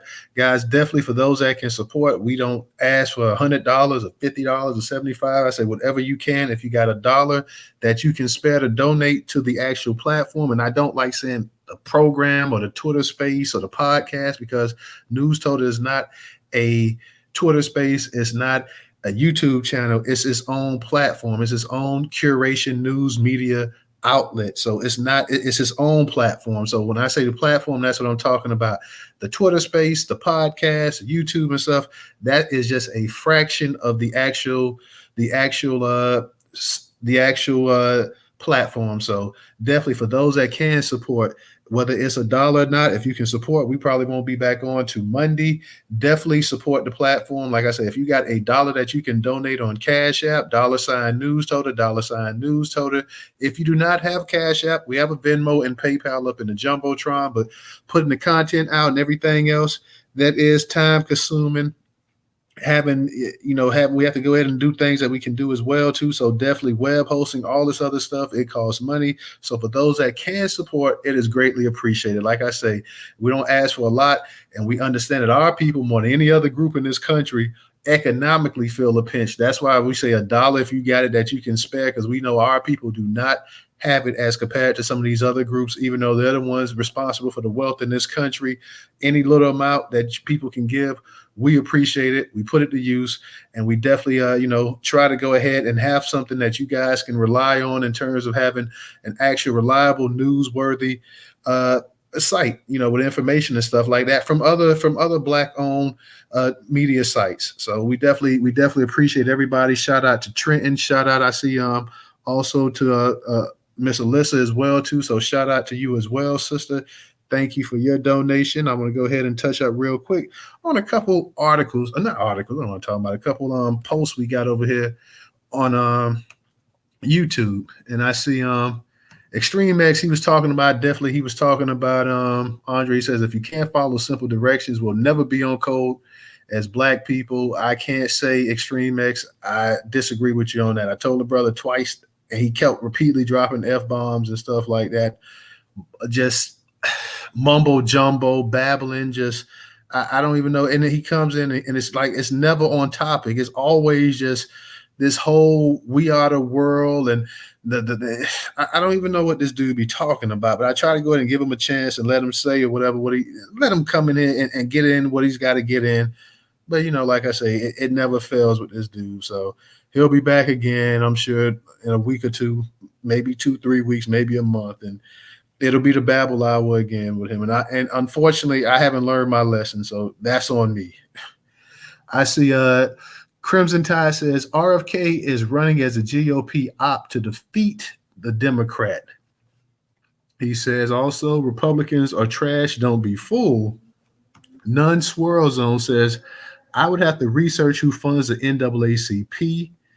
Abdul says reparations are due specifically to the Black American freedmen, descendants of enslaved Africans. The proper administrating of reparations specifically for Black American freedmen is due right now.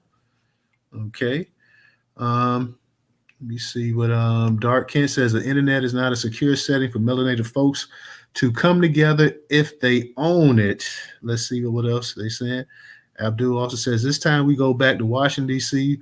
We're coming for our check. The Honorable Martin Luther King Jr., 1968, Memphis, Tennessee. None Swirl Zone says, I can't think of any institutions built by the NAACP, such as research centers, manufacturing. After all these decades, they may pay a utility bill or give a scholarship. Real talk. Like when you think about all the money that they've had in their hands and stuff over the years, yeah, you would think that the NAACP probably would even have their own college by now, but they do not. Shout out to Layola. I'm sorry if I messed up your name. Laylo. I'm sorry, Laylo. That's what it is. Laylo. Shout out to you, Laylo. Thank you for the contribution on Cash App. Let me see if we got anybody that wants to come up here and speak as well too. While I'm going through some of the comments over here on our YouTube space. No taxation. Go ahead and unmute your mic. The one thing that Andre said that I caught, because anytime you use the word economic, my ears start tuning in. He said that, it's a global economic thing that's happening. No, he's wrong. It's already happened.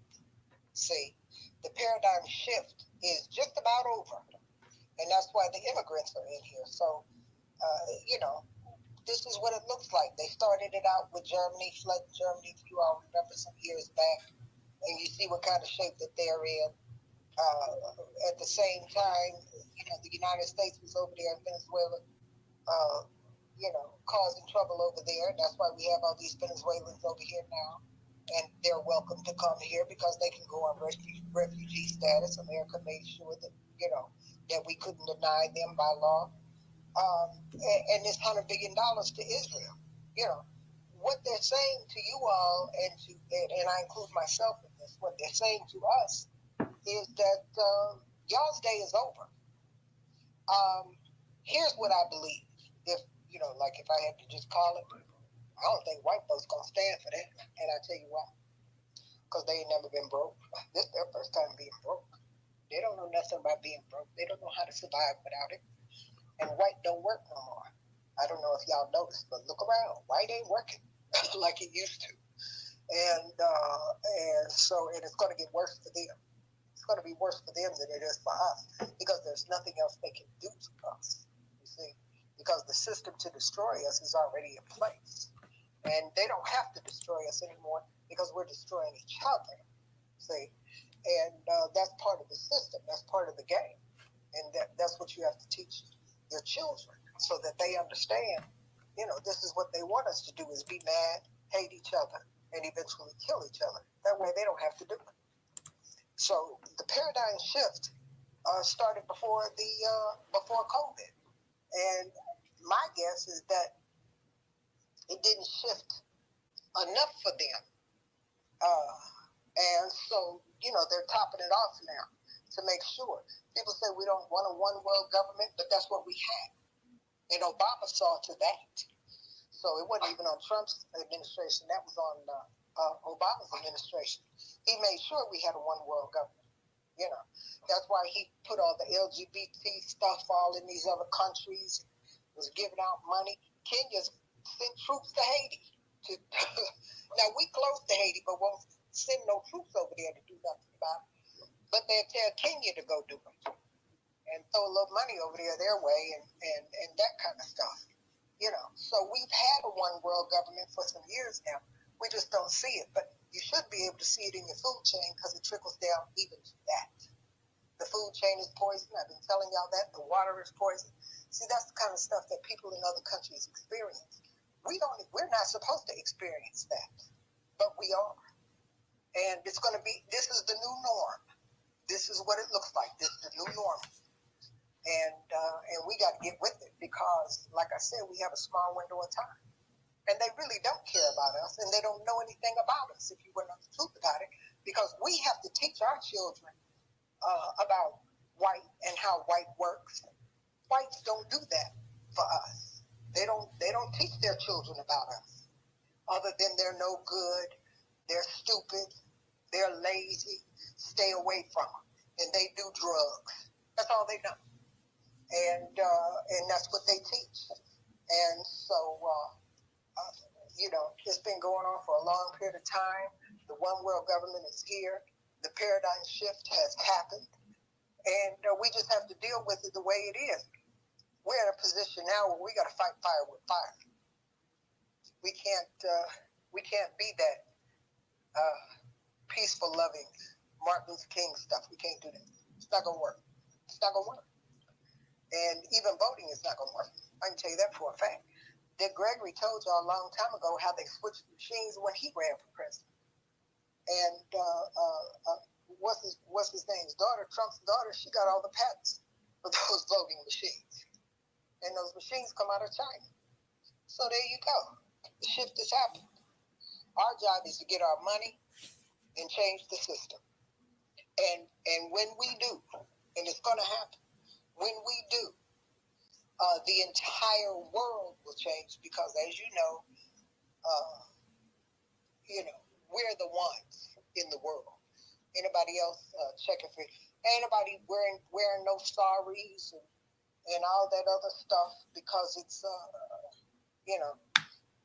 it's nice and fun and all that kind of stuff. They doing hip hop and dressing like us and try to look like us and try to talk like us. Everybody all over the world.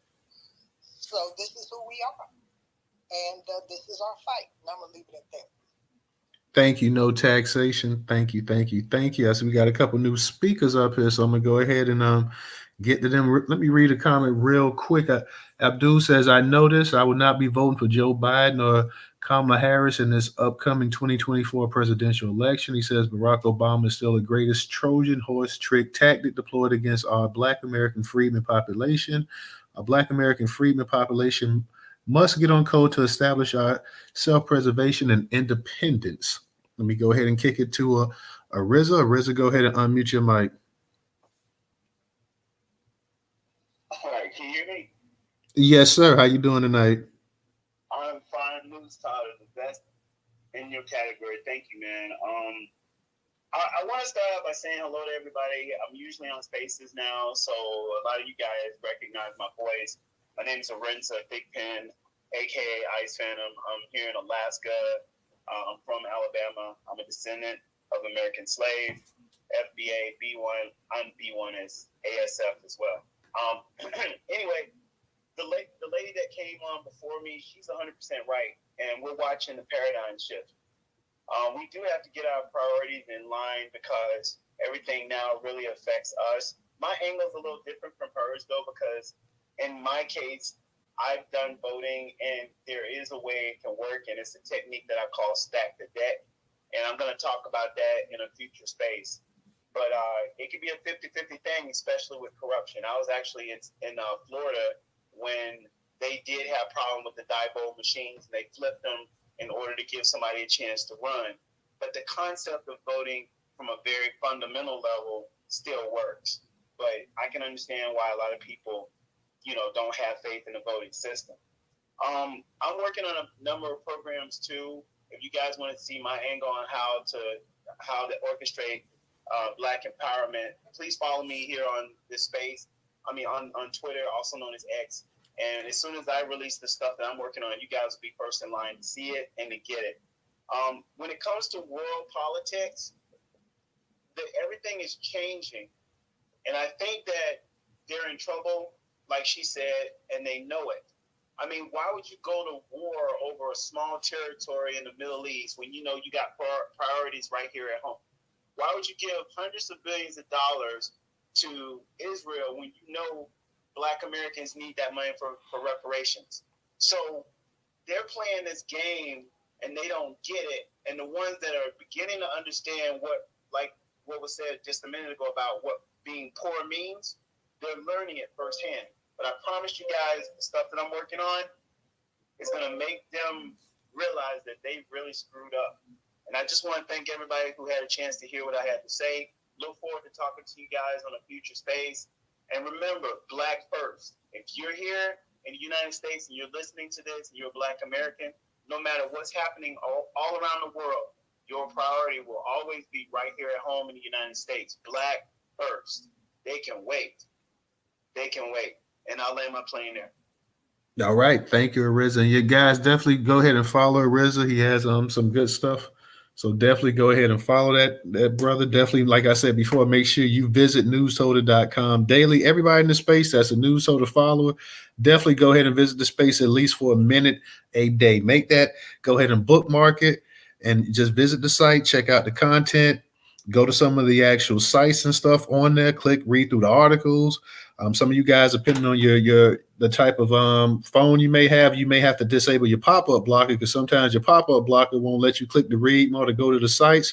That's for the most case, that's not for everybody, but some of you guys, depending on the type of phone you have. But if that's the case, you just would have to disable your pop-up blocker. But definitely go ahead and it'll take you to different sites, different Black-owned sites where you can read the entire article and everything else. And you may find a new site that you can really, vibe with. So definitely go ahead and check newstoter.com out daily. Like I said, it is a site that consists of curation from other Black-owned media sites as well, too, guys. So definitely go ahead and check it out. And we curate. We even curate from some main sites as well, too. But the vast majority are Black-owned websites and bloggers and everything else as well, too. Jess Cakes, how you doing tonight? Go ahead and unmute your mic. Hey, y'all. B1, of course. Shout out to the Native Black American population out there. I just wanted to speak to the topic. I'm gonna start there. The NAACP, Congressional Black Caucus. We already know these fake fronts for white supremacy has always been, gatekeepers to keep us down. That's why we've made little to no progress in all the years, especially during the civil rights movement. I actually attended a reparations, what was it called, a committee or something like that. I live out in Illinois. They actually got their little people that's tied to the policies and the politicians. They got their people actually listening in our spaces, and I heard them actually say that they get like young people that could blend in with the crowd and stuff like that. This guy here, even though I suspected that he wasn't a Native Black American, when I seen him in the lobby, he probably in this room. I really don't care, okay? But nevertheless, they spent most of the meeting planning a party, and I've heard that about the Congressional Black Caucus, and I've heard that about the NAACP. These is just fat rats that don't do nothing. I don't know if you guys realize. Well, I'm sure everybody in this room realized that the United States government has never stopped waging war on the Native Black population. If you look at this quote-unquote immigrant crisis, this Biden crisis, I've heard people call it, it's an invasion. Look where they sending them to. And we see it. So now we got it going on in Illinois, but now they're talking about shipping it to St. Louis. Now they're talking about shipping them to Atlanta. With Atlanta being a quote-unquote black mecca, why would that fake black mayor accept that problem? New York has one of the biggest budgets in the United States of America.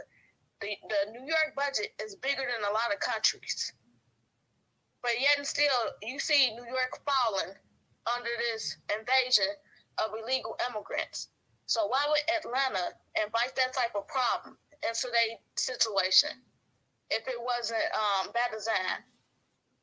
These people we know are anti-black, And if you listen to the Hispanic people that's talking about these people, all they thinking about is politics.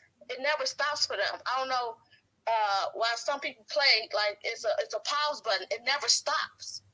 The only thing they thinking about is inflating their numbers. So the thing that the girl out in LA, what was her name? Lori, whatever she said, fuck that guy, he's with the blacks. I'm sorry for cussing. Don't think for a second that that's Nuri Martinez. Her. Don't think for a second that it's just isolated to that one person. We know better. I don't think for a second that we don't have that type of person in Illinois, Chicago, New York, Atlanta, and they being enabled by the quote-unquote black politicians. Those are the Trojan horses.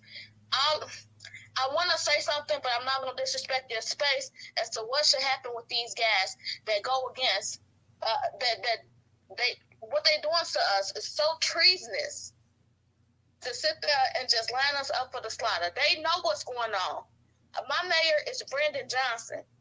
No, everybody in the whole wide United States, no matter if they white, the Hispanics don't want these people here. They in America gang banging and everything else. Very disrespectful. Why would we want these people here? But it's our black politicians, such as the in groups that's supposed to be set up for us, NAACP and everything else, that's lining us up for the slaughter. These people are, suicidal. That's how these politicians and these black quote-unquote representatives are. Because they gotta know once their numbers get up that it's not gonna be another black politician. It's gonna be a Hispanic. It's gonna be an Asian or whatever the case is. So I just get ready to land because I don't want to take too much of y'all time. I used to follow Robert Kennedy just because I was with him with the pandemic when he was speaking his facts and stuff like that. That's how I started to follow him. But I also heard him when he was adamantly against reparation, and I heard his reasons. Did they make sense? No, they didn't. I don't trust these guys. All the facts that he needed, he's not a dumb man. He's well read. He's a great researcher, So I don't trust him. I think he's flipping, and I feel like he needs to put out more information. But I still don't trust him. And I'll end it there. Thank you. Thank you, sister. I appreciate you coming up here. So thank you for contributing to the night's conversation. Definitely make sure you visit Newstoter.com and stay up to date on black breaking news as well, too. No taxation. Go ahead and unmute your mic. I'm so sorry to keep coming up here because, stuff gets on my mind. See, that's what happens when you're old. You forget something, think of something else. Nevertheless, and needless to say, I don't know where anybody else lives, but I live in New York. And what's happening in New York is they're telling everybody to be careful because they are expecting something to pop off and not go into crowded areas. And that was something that I said a while back. That's part of the shift, because what happens in other countries is going to start happening here. And we've got to really get that and pay attention. Look over our shoulder, look over on both sides and see what's going on. If you look and see something that you suspect looks crazy to you, please pay attention to it and get gone from where you at. Please do, because they are expecting something to pop off. We don't know if we gonna pop it off, if they gonna pop it off, or who gonna pop it off. But it's gonna pop off. I can tell you that for a fact. And I know y'all feel it. But I just wanted to say that and wish everybody well. Thank you. Thank you. No taxation. Real quick, because when Jess Cakes was speaking over on YouTube, Crimson Tide has been saying some kind of stuff all night. I take it Crimson Tide is not a big fan of discussion. He says, why don't you run for office then? Support the black leaders we got. So like I said, Crimson Tide has been saying some stuff all night. So go ahead, Jess Cakes. Actually, I'm getting ready to set up my run. I'm doing local elections first. So to answer this question, yeah, because we do got to get the squares out of our circles. As far as what Ms. No Taxation said, last Friday, I was near downtown. I don't know if you guys are familiar with Chicago Bears play. 2 fighter jets flew over. They still playing Soldier Field, right? Exactly right. Exactly right.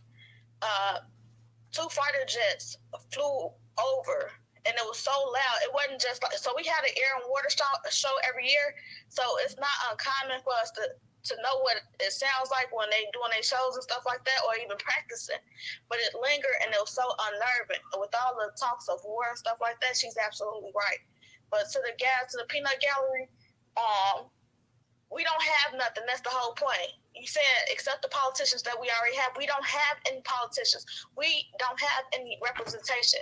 That's just like saying the sellout is the person to speak for us. That's not the case. It's we better off on our own. So now the days of selling it are done. The days of taking a sellout, we're done. And if you scared, go to church. I'll land. All right. Thank you. DJ, are you there in the space? DJ here. He may be out and about. Yeah, I'm here, bro. What's up? Hold it down real quick. Let Black Majority State and then the RZA go, and I'll be right back. Go ahead. Okay, what's going on? What's going on, everybody? Man, yeah, the thing that I'm not paying, of course. I just want to interject this thing. We live in a country that's controlled by white people. Very shortly, very quickly, is going to be controlled by Hispanics over large swaths of the country. If we're going to get anything out of this government, it's going to come from a white person, and they're all the same. It doesn't matter what their politics are, their religion is. They're all the same. They all got the same issues. They're flawed as fuck. They're enemies, their opposition, all the language, all the words. We got to figure out which one of these white people is the one that's going to be moldable, that you can sit down and convince to get what you need to get out of them. Personally, I don't really care which one it is. Last night in the spaces, we said Trump, we said RFK, Cornel West.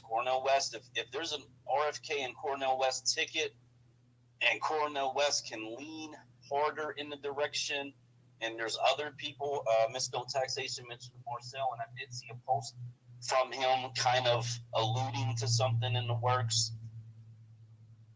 It's got to be a white person. I mean, unfortunately, that's the unfortunate situation in this country, and it doesn't matter at what level it is at this point, unless it's some really small local thing that really ain't gonna get a whole lot of money out of it.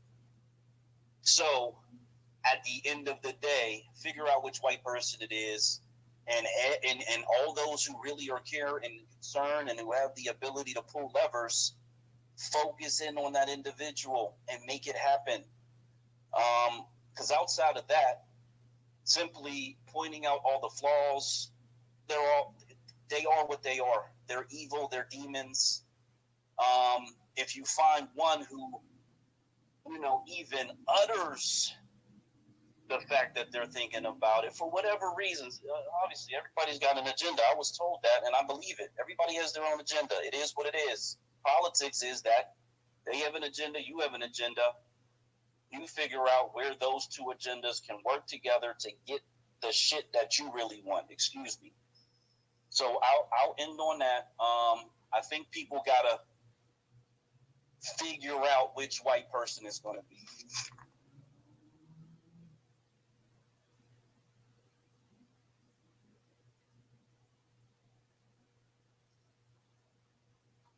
For sure on that one, Black Majority. Appreciate the words, man. Go ahead, RZA. Okay, fam, got you.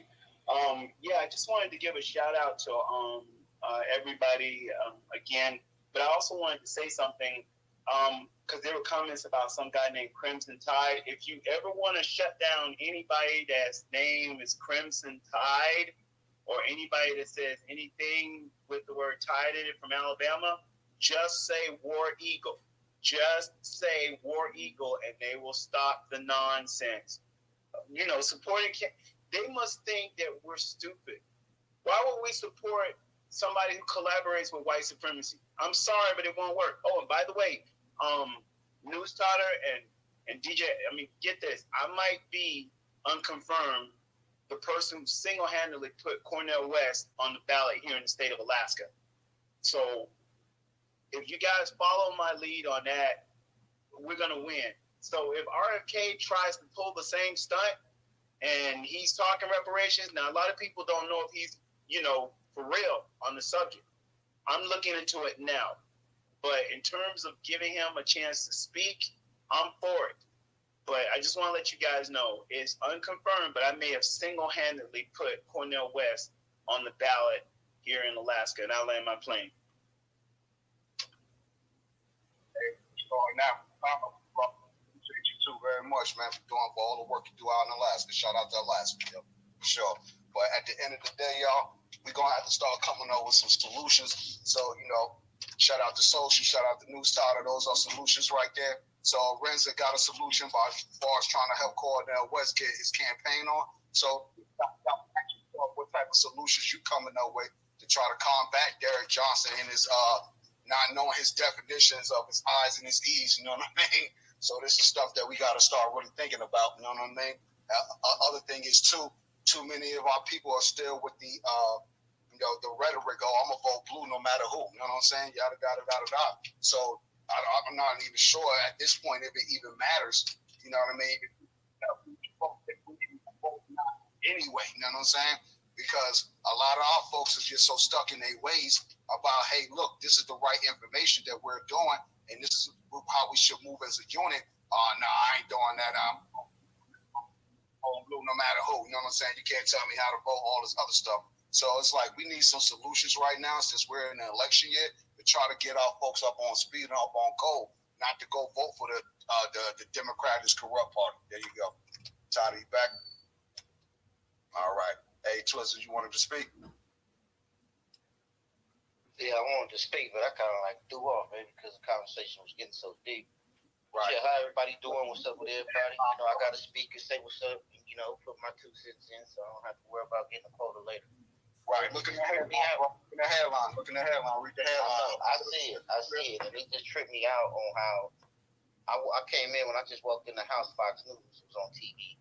And it's so funny, dude, lately how they trying to adequate Black Lives Matter with this shit that's going on in Israel.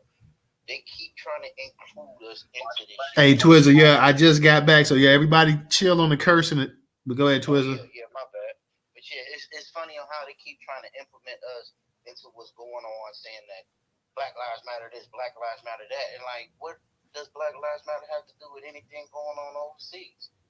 This is a fight amongst Israel and the Palestinians, something that's been going on there anyway before I was born. Why should they have to, it's really crazy. But to me, I'm looking at the big picture because, as we all know, the American police go over there to Israel to learn their tactics, their super cop training and all that. So now they're over there implementing their will on Palestine. To me, I think that they just started that just so they can go full force bomb and clean it up and just take that whole thing over. I think they finna come over here and do that. I think the Israelis, the refugees from what's going on over there, I think they finna come over here and implement their law and just start trying to just take it over. Take it over. Not only that, as they say, that little New World Order, that little thing, Zionists and all that. One thing about this right now is putting a lot of eyes on them people. A lot of eyes on the Jewish people. And a lot of eyes aren't good eyes right now. You know what I'm saying? So me, I'm a man that thinks ahead, look ahead, and me, as I see ahead, I think it may be I think we may have another holy war on our hands coming up, man. And I'm pulling park my car here. I sure hope that's not the case, Twizzler.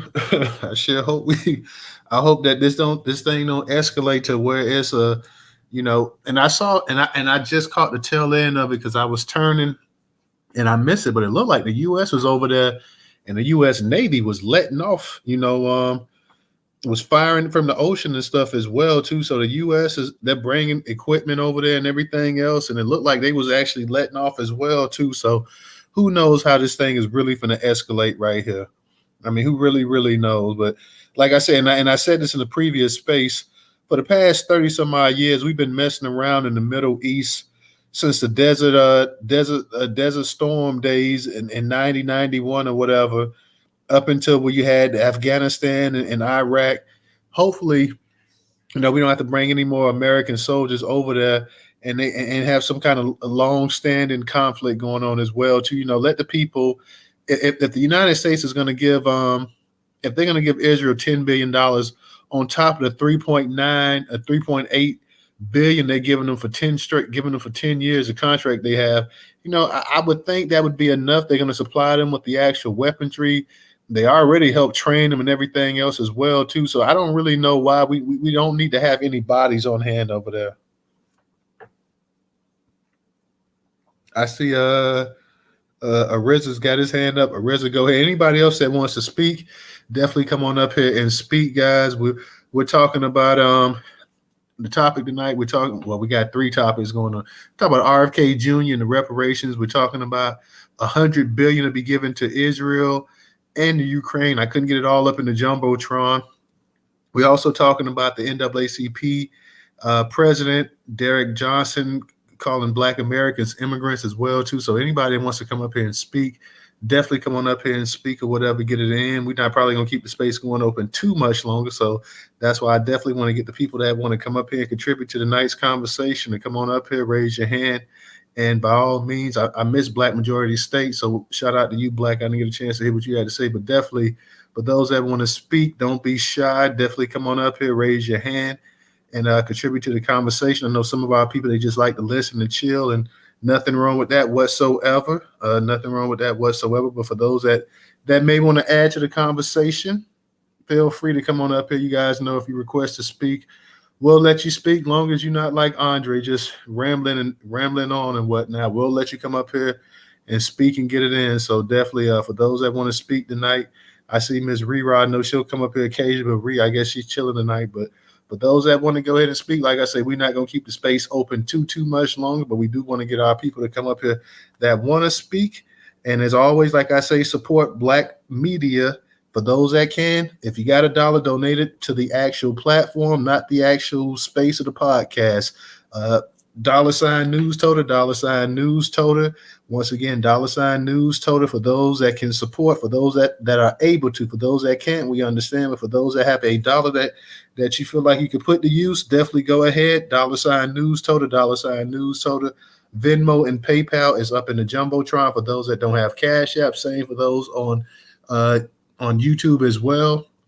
We have the Venmo and PayPal up in the actual description, as well as the Cash App, which is also on the screen as well too. I'm gonna go ahead and we got a new speaker. I'm gonna get to Stephanie, and I'll come back to you, Ariza. Stephanie, how you doing tonight? How you doing? Salute to the chat. I just want to say everybody's points was valid. They was on 100. Far as Israel receiving $1 billion and the United States is sending military and aid over there to Israel. I mean, they get our money. They get money from us every year as it is. And these people have been known to stab the United States in the back. We've been an ally to Israel for many years, and they've never really returned the favor back to us. These people have taken our secrets and sold them to people like the Chinese and other countries. They sent people here into the United States to spy on our military bases to send the secrets back. I mean, it's no surprise. What they're doing to Palestine, and I'm not speaking on them either. I'm staying out of this. This is not my fight. I'm sorry that everything is happening to them, but we have to concern ourselves with our own issues. Okay, it's bad enough what they're doing is a crime against humanity. But they're doing the same thing to us here in the United States, okay? I live in New York. The majority of the real estate they own here in New York City. And they're continually gentrifying us out of our neighborhoods, okay? So I don't have no love and I don't have no sympathy for Israel and the Israelis. I'm not afraid to say what's on my mind when it comes to them. I will tell them to their face on what I feel about them. Second of all, the NAACP, as far as that House Negro saying what he said, calling us immigrants, I wish that there was a brick that just came out of nowhere and popped him right in the middle of his face after that comment was made. People like that, I don't know who's electing these people to be the spokesperson for the Black community, but I think they should be tried for treason as well. I think somebody mentioned that earlier, but a lot of these people, they're just so out of touch with the Black community that it's really sick. And in some cases, I think they're purposely poking the sleeping bear. That's what they're doing. And I'm just glad that we're calling all of this nonsense out.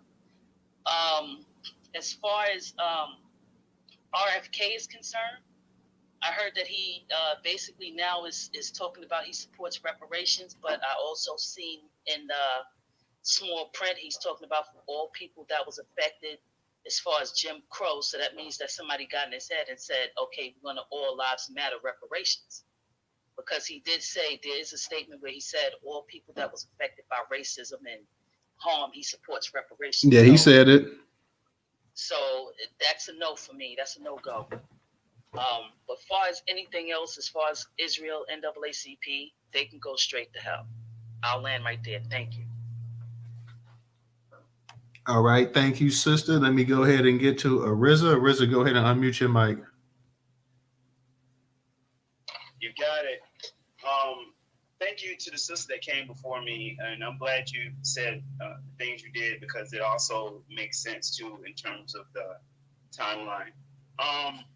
Black Lives Matter is on point because of some things that I had said earlier. Because the people who ran the Black Lives Matter group in Alaska are connected to the ones in the national chapter.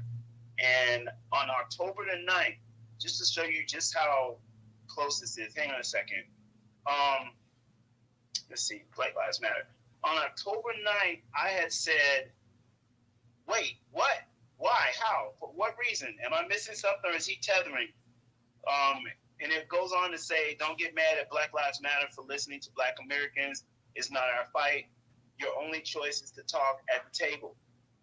Less than 24 hours ago, I wrote a tweet that said, hey, the Black Channel, it appears that Black Lives Matter got the message. I want you and Professor Black Truth to read this when you get a chance. And it's an article that talks about how the former Miss Israel slammed Black Lives Matter for not supporting Jews. So they're listening to us. For everybody that's in the space, they're listening to us. And I'm just letting you guys know we keeping track of everything that's being said and what's being done. And now that thing that's happening out in the ocean where the Navy destroyer intercepted missiles, I'm looking into that, but I think that's a lie. I think that's propaganda. I can't explain why I think it's propaganda, but one of these days I will explain why I think it's propaganda, but not right now because it's too hot on the ground. And that thing that you guys are going to hear something about how Hamas terrorists blew up a hospital. That's another lie. It was created by the same group of people that's trying to create propaganda to get Americans involved in the conflict, one that they created. Right now, the powers that be, what I think that they're doing is that they're summoning all of these different iconic figures to support that they can get to support what's happening, not just for white supremacy here in this country, but in the conflict that's happening with Israel and Palestine, okay? But they won't get a chance because we got them backed in a corner. Right now, everybody's pivoting. You see, for example, RFK wasn't even that close on board with reparations until he saw that me and a bunch of other people who do this type of work all the time, they're saying, no tangibles, no vote. So you want to play games with us, we'll shut you down. He saw that. And I think there may be a strong possibility he saw what I did with Cornel West. A lot of you guys don't know this, but when it comes to voting and stuff like that, I've been doing it for like 20 years. So my report card speaks for itself. So they're probably watching, but who cares? So let's see what happens. Because I know RFK heard what I said. You guys, I guess what I'm trying to say is, when you put Black first, you never come in second place. Everything that they've done against us is a result of us not communicating. If we were this strong in communication back then as we are now, half the stuff that they did, they wouldn't have got away with. But you know what? Better late than never. We got them. They're on the run, and now we're going to pin them down and shut this whole thing down and do things our way. And as far as the one world government, one world black government, okay, I can deal with that. So don't worry about what they did. They're going to have to worry about what we're doing. And I'll land my plane there. Black first. All right. Thank you, Ariza. Thank you. Appreciate you as always. I guess, guys, if anybody wants to speak, we'll go ahead and let anybody want to come up here and speak. Shout out to Ishmael Friedman. I see you just followed me, sister. So thank you for that follow. If anybody wants to come up here and speak real quick before we close the space out, let me know. We can definitely get somebody to come up here and speak. I know we had a certain amount of speakers. I'd like to get somebody else up here. Go ahead, Just Cakes. If any new people want to come up here and speak as well too, I'll give you the opportunity before we go ahead and shut the space down. So Just Cakes, go ahead and unmute your mic.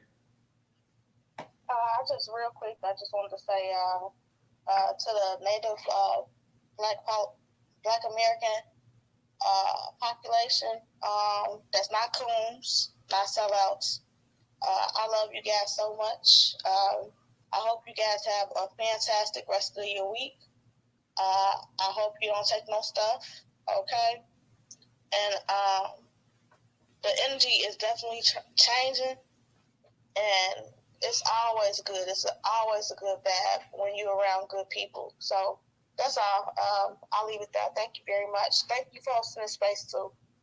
Thank you, sister, and definitely come back through and join us as always. Monday through Thursday, 8 p.m. Eastern Standard Time is when you can catch the Newstoter space. I started a little bit later on YouTube, normally around about 8:10, so some of our people in the Twitter space can get in. So you guys on YouTube, it'll normally start maybe around 8:10, but sometimes I'll start a little bit earlier. So our people on Twitter are a little bit late coming up into the spaces, so I try to allow a few of them to come up in here first and whatnot. So my man Abdul been on a roll over there in the actual YouTube chat. He's been all night been dropping comments and stuff. So shout out to Abdul. Crimson Tide, I see you left one comment. Let me go ahead and read this. He said RFK is only saying he's for reparations because he knows he'll never be in power. His agenda is to siphon away votes from Democrats. Hey, I mean, I don't think he has a realistic shot of winning as well, too. I think he's trying to go ahead and get some black votes or whatever. But I don't know all about him, just, trying to siphon away votes from Democrats. He comes from a Democratic family. His family was considered damn near, royalty by a lot of these people in this country. So it is what it is. I don't think he's going to win either. But, hey, you do reparations is a topic that all parties are trying to stay away from, the Republicans and the Democrats. But eventually, you like the great Joe Lewis said, you can run, but you can't hide. So eventually, you're gonna have to come face to face with that. So eventually, they're gonna have to come face to face with the reparation talk. It's not going anywhere. So you might as well go ahead and get it out now. And hey, reparations, I think, is still one of those things. I think is a long term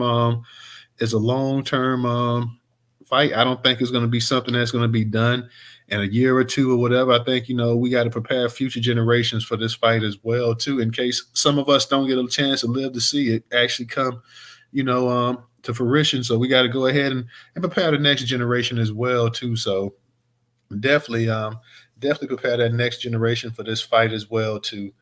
A black majority state, go ahead and unmute your mic. Okay, thanks for allowing me to speak one more time. So shout out to the YouTube person who brought up the fact that there's no chance for him to win. And that's probably true. As a third-party independent candidate, first of all, he's got to get valid access to all 50 plus the territories where they vote. So, I mean, him and Cornell, they got a huge mountain to climb, and that is very, very true. However, this is what politics is about. So if he's pushing reparations, Cornel West is pushing reparations. They're getting news coverage about reparations. Not only are they expanding the conversation, people are starting to take a real serious look for whatever reason, because they know about these people. And to be quite honest, the elderly population within Black America, that's the firm voting bloc, not the youth. It's the 40 and up crowd, the 50s and the 60s. Those are the people who show up consistently every single time. That's why they really, really target that demographic. But however, so if RFK, Cornel West, can push Biden, and this is what this is all about, to be quite honest, to push Biden into a reparation stance. They're not going to debate. That was already decided. However, if the news coverage becomes a frenzy to the point where they can no longer duck the question, because the polls are showing that RFK, Cornel West, they're getting significant push. They're going to take away 20% of the Democrat votes. Then that forces Biden to the conversation and really forces them to the table. And this is the strategic play on a national stage, where, again, if people are serious and they can engage and they can, get in there and change some of the points that they don't like, get rid of language that they don't like, that can make this like very, very, very important strategically, because not only will it affect the left candidate, Biden, it'll also affect Trump in some way, shape, or form, because Trump really, he likes the black vote. I think he takes honor or pride or whatever you want to call it, maybe a stroke in his ego, to get the black vote. That Louisiana election, I think they said he got somewhere between 12 and 20% of the black vote down there, which is absolutely amazing to me, because not many black people showed up to vote down there. And that just tells me that, they're in for, like, the Democrats are in for a world of hurt come 2024. And I just think that, if you're looking at everything on the table, use these independents to push the Democrats and to push Trump into the legislation that you want. Just get the wording right. That's all. Absolutely. Thank you, Black Majority State. Let me go ahead and get to Just Cakes. Just Cakes, go ahead and unmute your mic. Just real quick. When it come down to Joe Biden, it was a real big push for him to support reparations the first time he ran with Kamala, and he struck it down. When they asked Joe Biden about reparation, he pivoted and said, this country was built on the backs of immigrants, and I'm going to make sure they get everything they need to be successful in this country and make it so it's easier for them to have citizenship. That's what Joe Biden said. Joe Biden has been saying F black people for 50 years faithfully, okay? So even if he was to come out and say, okay, now I'm going to give you reparations and stuff like that, his track record has shown that he's not to be trusted. As far as the Democrats and stuff like that, their track record has showed that they can't be trusted. And I'm not sitting here to say that to support a Republican. I'm not saying that at all, because if they're not talking right, then it ain't nothing really to talk about. With Robert Kennedy, like I said, he's strongly against it, just like Bernie and stuff like that. So I thought about supporting Robert when he first announced, but when I heard his stance on reparations, he was done. His goose was cooked. I feel like Cornel West is really a part of the establishment. If he wasn't, he wouldn't even have a successful career in the industry. So that's just my standpoint on that. Thanks. All right. Thank you, Just Cakes. Mark, did you want to say something? So you came up here to speak. We're not going to be in here too much longer. Did you want to say something? Oh, yeah. I'm definitely pro reparations in terms of the candidate, but I think that we need to pay attention to a great big old enemy that's upon us. When we look at all the places like California, New York, Florida, Minnesota, and that is this immigration piece, right? As we fight for reparations, we had better pay attention to candidates that are anti-immigration, because if we don't stop the immigrants from moving the way that they're moving, then they will be the voting base as well as the workforce of America, and then there will be no conversation around reparations. Period. They won't have to have one because they won't need our votes. And so I think that we need to really, really, really pay attention to candidates who are going to take a close the border perspective, right? Reparations are important, but think about what I just said. That if the immigrants plant their feet when it comes to the vote block and get in position strongly, then there will be no reparations. There will be no conversation around reparations because they won't need our votes. So I'm looking more so at candidates that are anti-immigration and anti these unions, because the unions are who's quietly funding this mass immigration move along with the Zionists, who's orchestrating the plan. All right, thank you, Mark. I got to repeat what Crimson Tide said. Crimson Tide, are you serious? You said, to be fair, Biden back studying how to make reparations happen realistically. Okay. You honestly believe that Biden has tried to steer away from the reparation talk as much as possible. And you're saying that there's nothing to study. I mean, people keep talking about this studying and all this other stuff. That's just another way of putting this thing off. Biden isn't back reparations. Biden doesn't want to talk about reparations at all. He doesn't want to address it. He doesn't want to look his direction whatsoever. But if you say that, then okay. Let me go ahead and get to no taxation, and I got you, Black. I don't know who Crimson Tide is, but he sure is trying, isn't he? Or she. They're really trying to get a point across about Biden. If Crimson Tide, if you listening, ain't nobody checking for Biden. We ain't checking for Biden over here, so you might as well give that up. Anyway, nevertheless, needless to say, Mark is absolutely correct. He's absolutely right. The fronts that we have on the immigration piece is that if they don't do something quickly, meaning before it's time to vote next year, then we're in the grave, and that's just true tea.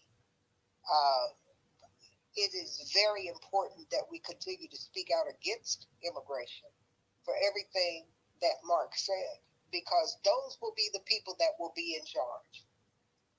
And they don't like us. They don't like us any better than the people that are already in charge right now. But the fight would be harder than it is now. And the reason being is because they will bring their own people in that think like them. The Mayorkas and stuff like that over there at Homeland Security and all those different type of people. Education was shut down because it's a mess in New York. K through 12 is a mess in New York right now. It's absolutely a mess what they're doing to the English-speaking students and putting them together with the non-English-speaking students. So that means they're holding children back, and that's what they do. That's what white supremacy does. They plan 50 years in advance, and I've been telling y'all that for years. And so what we're experiencing now is a culmination of everything that they planned in the past. There's nothing new under the sun. And we do have to continue to speak out against immigration and continue to let these people know that we don't want them taking our resources and our facilities like they did in Chicago with the kids playing sports and took their field house over. And what they did down in Staten Island, housing 3,000 men, just men, put them in a tent across the street from an elementary school. See, we don't want that. And that's a white neighborhood over there. But, we've got to start protecting ourselves and putting parameters about our stuff. And I'm going to tell you something. It's going to be a fight. You're going to have to almost physically fight to get your point across, because it's going to get even more crucial in 2024.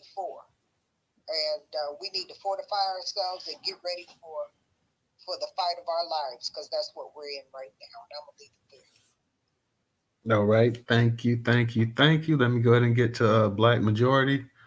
Go ahead and unmute your mic. Okay. So I'm going to frame it as a challenge.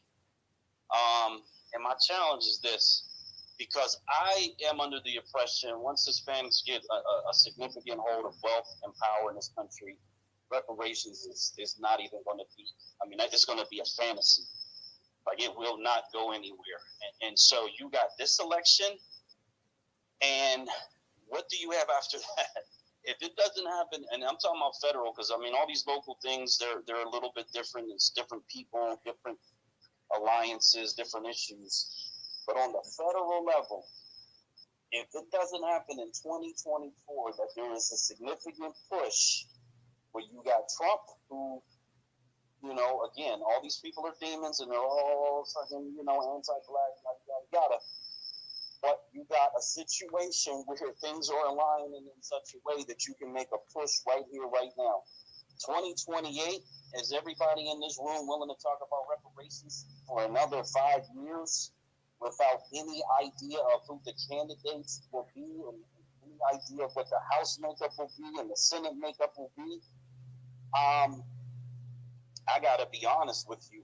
I think this is the push, like right here, right now, the next year, and really go all out, put everything you have into it now, because if it don't happen now, to be quite honest, this is a train that I'm personally, after that 2024 election, I'm jumping off of this train, because there is nowhere in sight for me after 2024, especially the way the cards are dealt right now, with the players on the table right now, with at least two significant independent candidates trying to push the Democrats in that direction and push the Republicans in that direction.